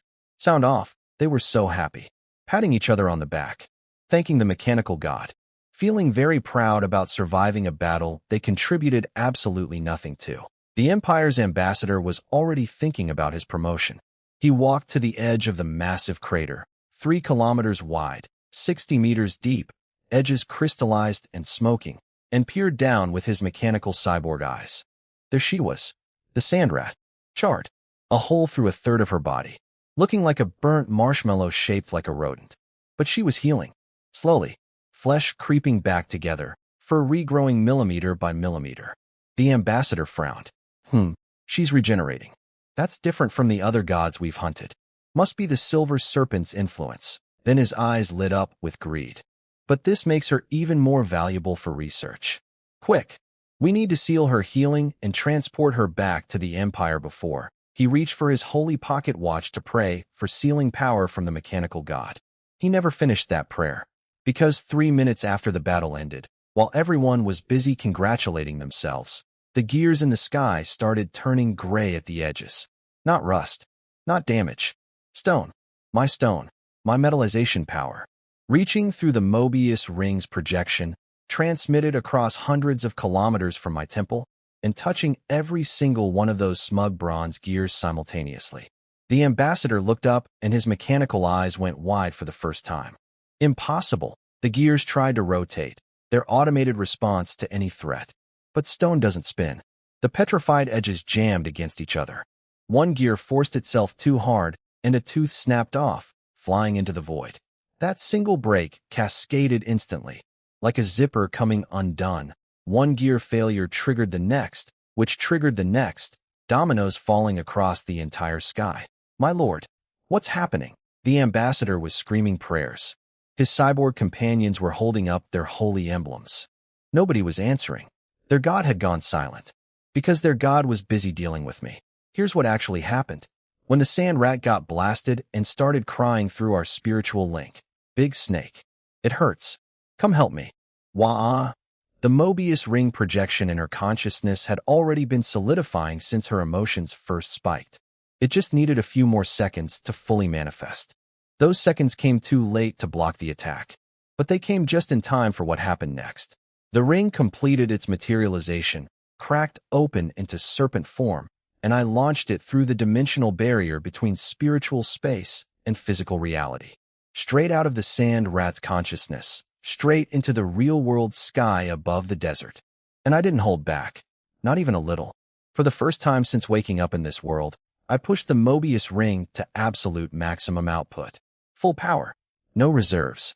No caution. The result?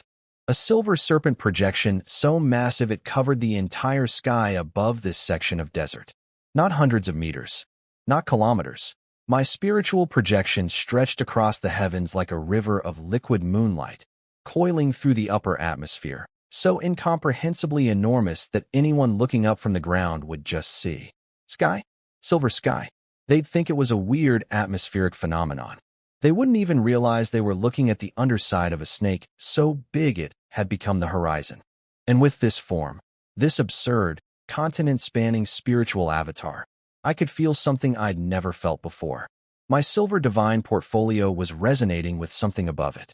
The moon. The actual moon. I was touching the threshold of a higher divine domain. Silver moon. The superior version of my silver powers. Couldn't hold it. Too expensive. Too brief. But I felt it. And that's enough for now. Meanwhile, my giant sky serpent mouth found exactly what I was looking for behind those bronze gears, the thing powering them. A massive mechanical clock. A spiritual entity made of interlocking gears and divine energy. The mechanical sacred soul. Apparently some kind of servant deity or divine construct belonging to the mechanical god. This was what had blasted my rat. This was the thing behind the mushroom cloud that hit me weeks ago. Same type of entity, just bigger. I bit it. No dramatic speech. No warning shot. Just opened my impossibly large jaws and chomped down on half of it before it could react. The Mobius ring activated instantly, beginning to dissolve and absorb the entity while it was still thrashing and screaming in my mouth. Mechanical gears crunching. Spiritual energy being forcibly extracted. The sacred soul, writhing in pain and fury as it was eaten alive. Delicious and nutritious. This thing's spiritual density was comparable to a feeble divine power god. A divine tier snack. The Mobius ring was processing it greedily, converting enemy divine energy into my divine energy in real time. But even in this moment of triumph, even while I was literally eating a piece of the mechanical god's power infrastructure, I kept my senses open. Scanning. Watching. Because I'm not stupid, and if I were the mechanical god, this is exactly the kind of moment I'd exploit. An enemy god reveals his trump card, overextends himself, focuses all his attention on one front. That's when you hit the other front. And sure enough, back at the Silver City, back at my temple, back where my real body was lying in the divine hall, seemingly asleep, with most of my consciousness projected hundreds of kilometers north. The night sky above the capital tore open, a massive rift, and through it, something was descending. Fast. Something radiating malice and hunger. Something that had been waiting for exactly this moment, for me to split my attention, to project my power far away, to leave my physical body vulnerable. Its greedy, predatory eyes locked onto my sleeping serpent body in the temple below. The whole thing was a setup. All of it. The Lancaster invasion? Bait. The signal towers? Bait. The sacred soul attacking the sand rat? Bait. Every single piece was designed to make me do exactly what I just did. Pour my consciousness into the Mobius ring and project it far from my body, so that something else could attack the real me while I wasn't home. Oh, you clever mechanical bastards. I'm currently split between two locations.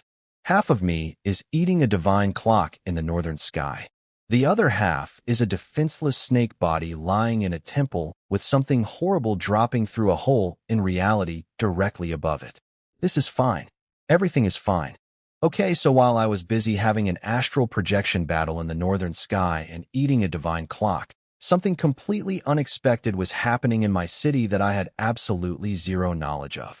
A cat had snuck into the Silver City. Not just any cat. The cat. The music, dance, and celebration god. One of my original 8 subordinate gods. The one who used to terrorize the sand rat for fun. The mean cat that the sand rat kept complaining about. And she'd been alive this whole time. Awake. Conscious. Living as a house pet in the Batet Kingdom for 13 years. Let me back up and explain, because this is genuinely the most ridiculous thing I've ever heard.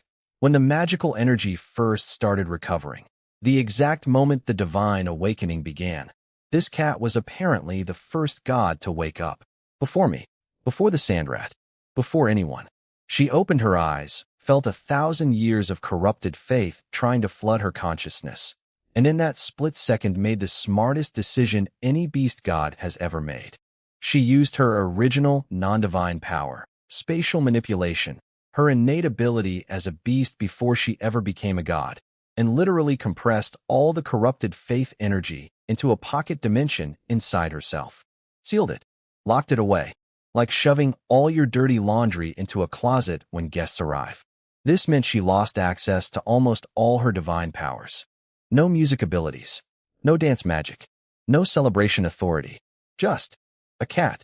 A regular-sized, regular-looking cat who could talk and occasionally teleport short distances. But she was sane. No madness. No plague. No rampaging across the countryside. Just a very clever cat who traded godhood for sanity and then spent 13 years living in a princess's bedroom, eating fancy food, and secretly studying human knowledge trying to find a cure for faith corruption. She never found one.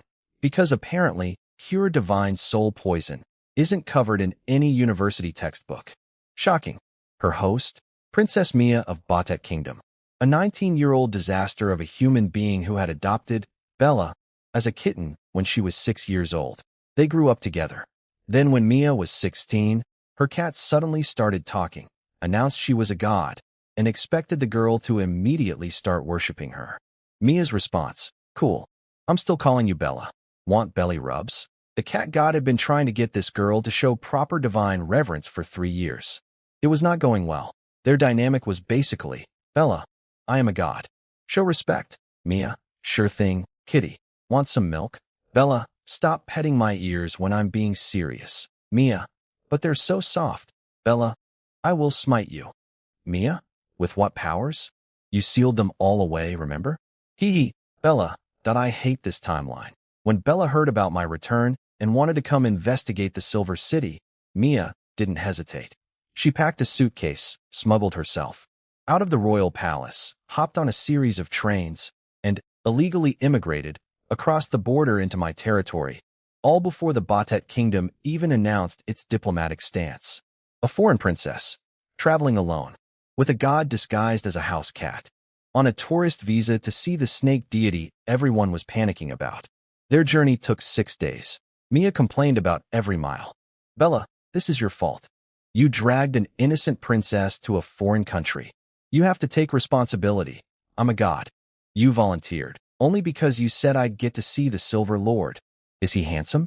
The romance novels about him and the cat god are very popular back home. Those are fictional and deeply inappropriate. They arrived, checked into a mid-range hotel. Mia immediately face-planted on the bed. When are we going to see the Silver Lord?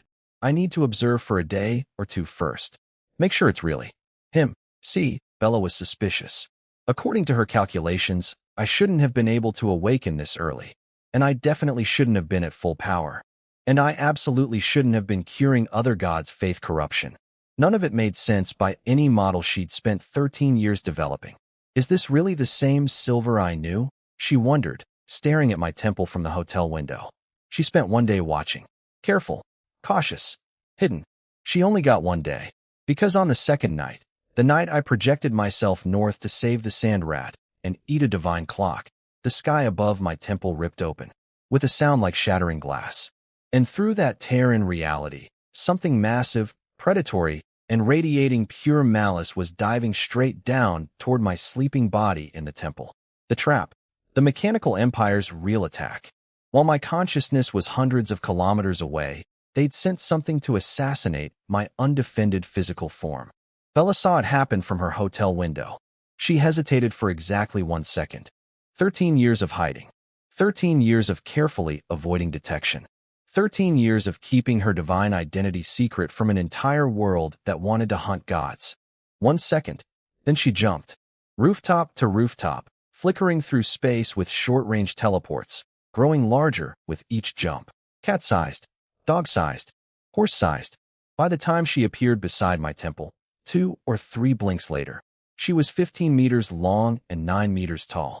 A massive leopard cat the size of a building, crackling with spatial energy, putting herself between my helpless body and whatever nightmare was dropping out of the sky. The mean cat, the one who used to catch sand rats for fun and bully every subordinate god in the pantheon. The laziest, most annoying, most irresponsible member of the entire Lysexia divine family. She just blew her cover, her 13-year cover, to protect me. And I didn't even know she was there. Somewhere in the northern sky, eating a mechanical clock, completely unaware that back home, a cat I hadn't seen in 1,000 years was about to fight for my life. Cats, man, you think they don't care. Then they save your life when you're not looking, just like a cat. So here's what I pieced together about what happened at home while I was busy eating a divine clock in the northern sky. And let me tell you, it's the kind of story that makes you want to install security cameras in your own temple. The space rift that tore open above my temple, a giant black jackal came through it. 18 meters tall at the shoulder, 30 meters long, dripping with disgusting saliva, eyes full of murder and greed. Just hovering up there in the torn open sky, staring down at my sleeping body like I was an all-you-can-eat buffet. This thing was clearly a beast god, one of the other continent's divine creatures, but something was deeply wrong with it. It was way too big for a recently awakened god. Its power level was at peak feeble divine power, which shouldn't have been possible this early in the magical recovery era. And it was radiating this sick, blood-red energy that screamed, corrupted beyond repair. My best guess? One of the 2 gods the mechanical empire had supposedly hunted in the past. Except they didn't kill it, they weaponized it, corrupted it, controlled it, aimed it at me like a divine guided missile. The whole northern battle, the signal towers, the sacred soul, all of it was just the distraction. This was the real attack, and my body was just lying there, defenseless, because my genius self had projected my entire consciousness hundreds of kilometers away. Zane felt the threat immediately. Give the man credit. He moved, started growing massive vine tentacles up the sides of my sacred mountain, coating the temple in white silver barriers, doing absolutely everything a mortal divine servant could do. But he was just a divine blessed, a human channeling borrowed power. There were hard limits on how much divine energy he could handle before his brain literally exploded. And against an actual god, even a corrupted, enslaved one, those limits meant everything he threw out was tissue paper. The jackal formed a massive blood-red spectral claw and slammed it down toward my temple. Zane's vine tentacles met it and disintegrated on contact, hissing, popping, dissolving like cotton candy in a furnace. He screamed in rage, "How dare you!" But rage doesn't close a power gap. It was going to hit my temple, my body. Nothing could stop it. And then a cat said, meow. One single, angry, disgusted meow that echoed across the entire Silver City. And the blood-red claw vanished. Not destroyed, not blocked, just gone. Disappeared into thin air like it had never existed. Zane stood there blinking. Cat? Because what had appeared between my temple and certain destruction was a 15-meter leopard cat. Sleek, elegant, moving through the air on rippling spatial distortions like the sky itself, was a catwalk. Bella, the music, dance, and celebration god. My subordinate, my old friend, the mean cat who'd spent centuries bullying the sand rat for entertainment. She'd been hiding in this city for a day, watching, waiting, trying to figure out if I was really the silver serpent she remembered. And the moment danger appeared, she blew her 13-year cover without a second thought. What she'd actually done, which only the jackal could see through divine senses, was open a spatial funnel directly beneath the blood claw. The entire attack fell into a pocket dimension and got dumped somewhere else in reality. Gone. Redirected. Like a divine trash chute. The jackal barely managed to pull out of its dive before falling into that funnel itself. It scrambled back into the air, standing on platforms of blood mist, and snarled down at the cat. Who are you? How dare you interfere? Bella, with the energy of a woman who has been dealing with idiot men for 1,000 years, didn't even flinch. Drop the act. Don't come into someone else's house talking all fancy. Thou and thee, please. We're both beasts from the same ancient era. Stop pretending you're some noble divine being when you're just an ugly dog. She looked the jackal up and down with visible disgust. And where did you even come from? You have the nerve to attack the homeland of the Lysexia divine family? Who gave you permission? Then she twisted the knife. You're a disgrace to the alliance pact that all 4 divine families swore when we first became gods. Remember that? The jackal snapped. Whatever the cat said about the pact hit a raw nerve so deep the creature lost all composure. You don't understand anything. You all deserve to die. It charged. Full speed. Blood energy blazing. Straight at the cat.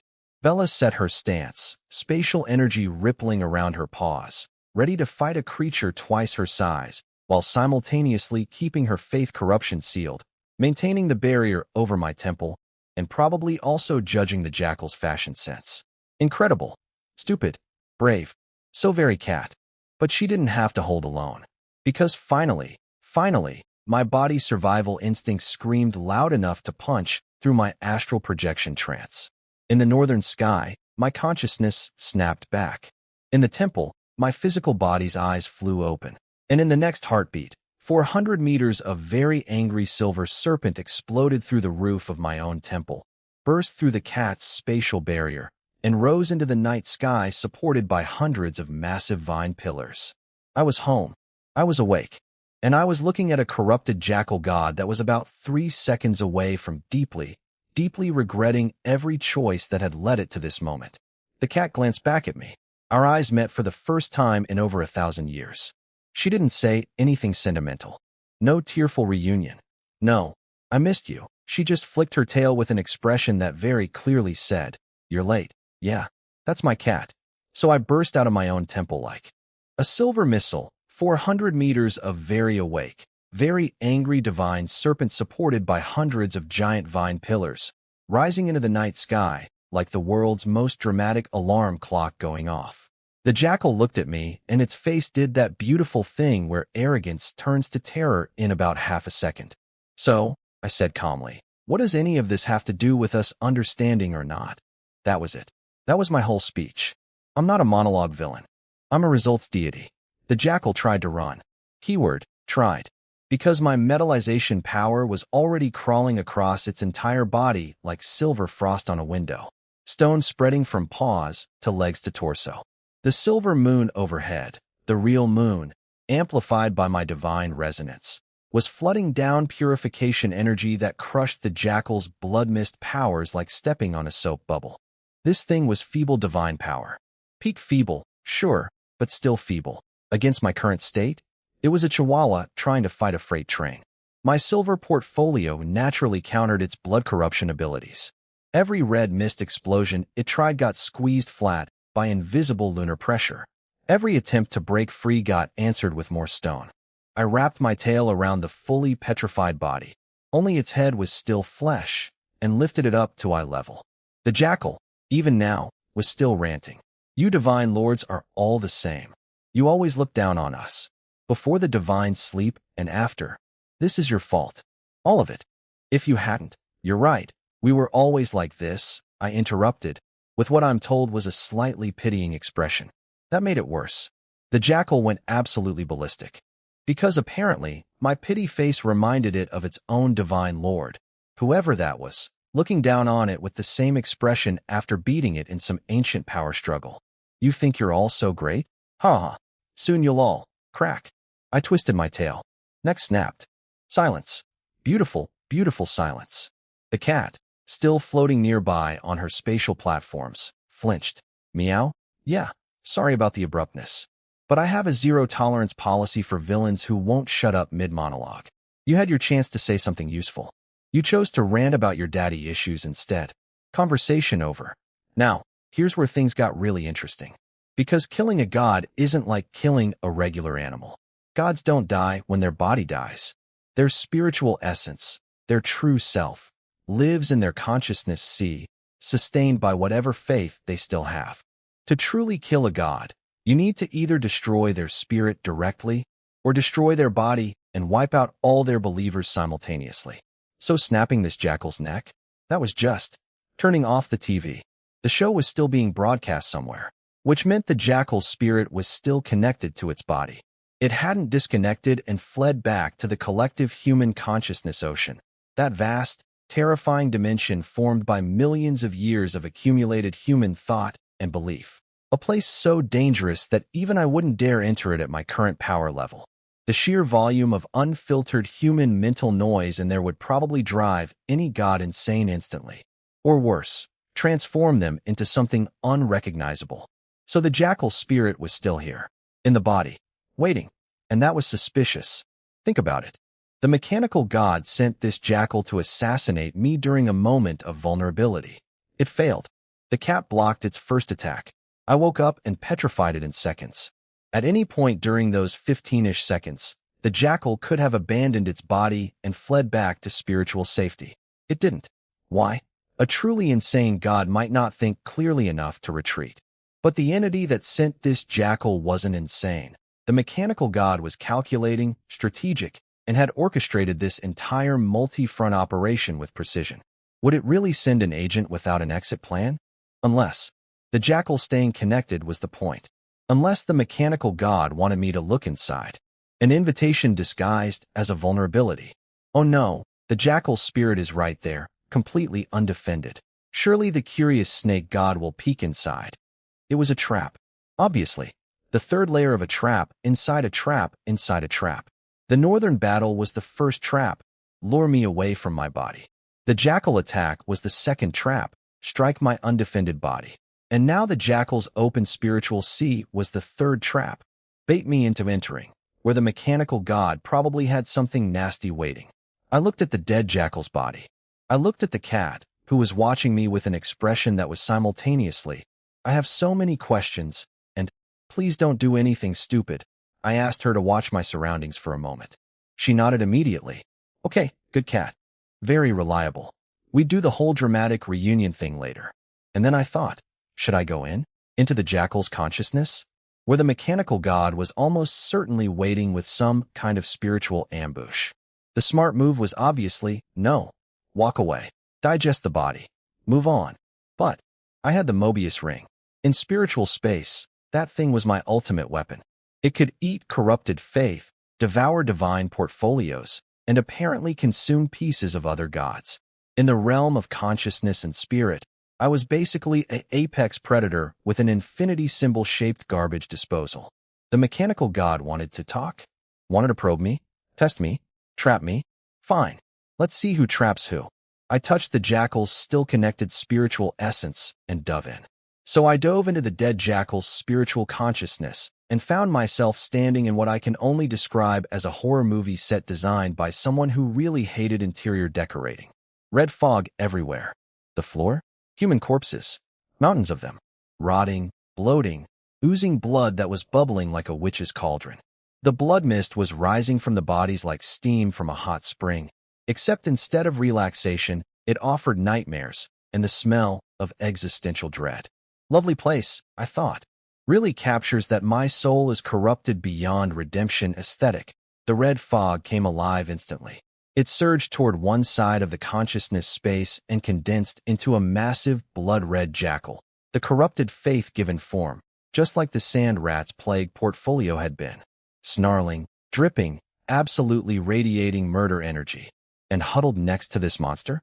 A tiny, normal-sized jackal, the real jackal. The original consciousness. Barely alive, wrapped in blood mist, trembling like a wet kitten. This poor thing's original personality had been almost completely consumed by the corruption. It should have been gone entirely by now, but it wasn't. And the reason was hanging around the blood jackal's neck, a collar made of interlocking mechanical gears, with a chain stretching into the fog at the edge of the consciousness space. The mechanical god's leash. Not a contract, not a partnership, a leash. The machine god had forcibly enslaved the corrupted entity, keeping it controlled like an attacked dog on a chain.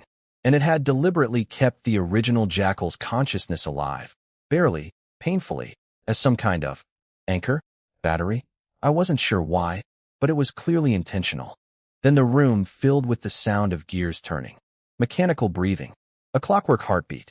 And through the static, like a badly tuned radio from hell, I heard a voice. The mechanical god, speaking to me directly, for the first time. You, not like, world, recognized, you, may keep, faith, kingdom, you, must not, empire, we, can, mutual, good, recognize, use, continent, middle, boundary, greedy, many, mutual, cooperate, later, can, more, my, sincerity, you, do not, words end here, you, think, carefully. The signal was terrible, like trying to have a diplomatic negotiation through a tin can telephone during a thunderstorm. But I got the gist. The mechanical god was offering a deal. Split the continent in half. South is mine. North is theirs. Stay on your side. I'll stay on mine. We can coexist. Maybe even cooperate later. Here's my sincerity. Take the jackal. Don't push your luck. Then the gear chain yanked the blood jackal backward, dragging it toward the foggy edge of the consciousness space. The corrupted entity howled in pain as it was being recalled, pulled back to wherever the mechanical god kept its pets. The whole spiritual space started crumbling. The blood jackal was abandoning the physical body, severing the connection. They were leaving, taking their toys, and going home. Did I let them? Ha ha ha. No. I'd had my Mobius ring hidden in the upper reaches of this consciousness space since the moment I entered. Cloaked, waiting, already locked onto the blood jackal's spiritual signature. The instant the chain started pulling the blood jackal away, my ring exploded open, transforming into a massive silver serpent that dove out of the fog above and swallowed the entire blood jackal in one gulp. The corrupted faith entity, the accumulated power, the pseudo-divine essence, all of it, down the hatch. The Mobius ring was already digesting before the thing even stopped screaming. The chain on the other end went slack. From the fog, two sounds came through. Clear as day this time. No static needed. You. HMPH. Pure, undiluted, divine frustration. The mechanical god had just watched me eat its attacked dog right off the leash. Like someone stealing your burger right out of your hand. But And this was the interesting part. It didn't fight back. Didn't try to pull the blood jackal out of my ring. Didn't escalate. Just let go of the chain and retreated. I sent one final message into the dissolving fog. Your sincerity isn't nearly enough. And this is just interest on what you owe me. The spiritual space collapsed. I opened my eyes back in the real world. Think you can just negotiate after attacking me twice? I thought. First the mushroom cloud in the west. Now this assassination attempt. And you want to shake hands? We'd shake hands eventually. Probably. The deal itself wasn't terrible. Half a continent for a god who owned exactly one country a week ago is pretty good math. And the fact that the mechanical god was offering it at all meant something important. It was either running low on options for dealing with me, had bigger problems elsewhere, or both. But I'd take my pound of flesh first. 2 attacks deserved 2 retaliations. Business is business. For now, the mechanical empire would send human diplomats soon. Zane could handle the negotiations from a position of strength. We'd just eaten their divine attack dog and shattered their sacred soul in the same night. That's leverage. I was already thinking about the implications when I noticed 2 things. First, the cat was right next to me, like uncomfortably close, sniffing me, examining me with those big, curious cat eyes that were simultaneously saying, "Is this really you?" And "You smell different." And "I have 13 years of questions." And "Please don't notice I'm being sentimental." Second, curled up in a loop of my tail was a tiny jackal, puppy-sized. The original jackal consciousness. The real one that had been trapped and tortured inside the blood corruption for who knows how long. Stripped of its divine portfolio. Stripped of its faith. Stripped of everything. Just a scared, exhausted, impossibly small baby jackal sleeping in my coils. The mechanical god's sincerity, its peace offering. Giving me back the husk of the god it had enslaved and used up. How generous. A broken toy, returned after all the batteries were drained. I looked at the sleeping baby jackal, then at the cat, who was pretending very hard not to be emotional about any of this. Then I looked up at the night sky, where my Mobius ring was already converting the blood jackal's massive corrupted energy into clean, usable divine power. Score for tonight. 1 sacred soul eaten in the north, 1 blood jackal eaten in the south, 1 new, extremely damaged, subordinate god acquired, 1 cat god reunited, 1 divine ceasefire negotiated, and the mechanical empire learning a very expensive lesson about poking snakes. Not bad for a Tuesday. So the jackal was dead, the cat was here, and the entire Silver City had just experienced the most terrifying 5 minutes of their lives, followed by the most reassuring divine light show I could muster. Pretty standard Tuesday night at this point. Let me tell you about the aftermath, because honestly, the citizens' reactions were the best part. Down in the streets, everyone was processing what had just happened in their own beautiful, very human way. One old lady was clutching her chest. That giant wolf nearly gave me a heart attack. I had a vision of blood and dead bodies everywhere. It was like a nightmare, but I was awake. A middle-aged guy next to her was putting on his best, I totally wasn't scared face. "Oh, that? Yeah, the church newspaper explained it. First time seeing a god, you get scary visions. Totally normal." I wasn't worried at all. Our Silver Lord obviously had it handled. His wife cut him off immediately. "You? Not worried.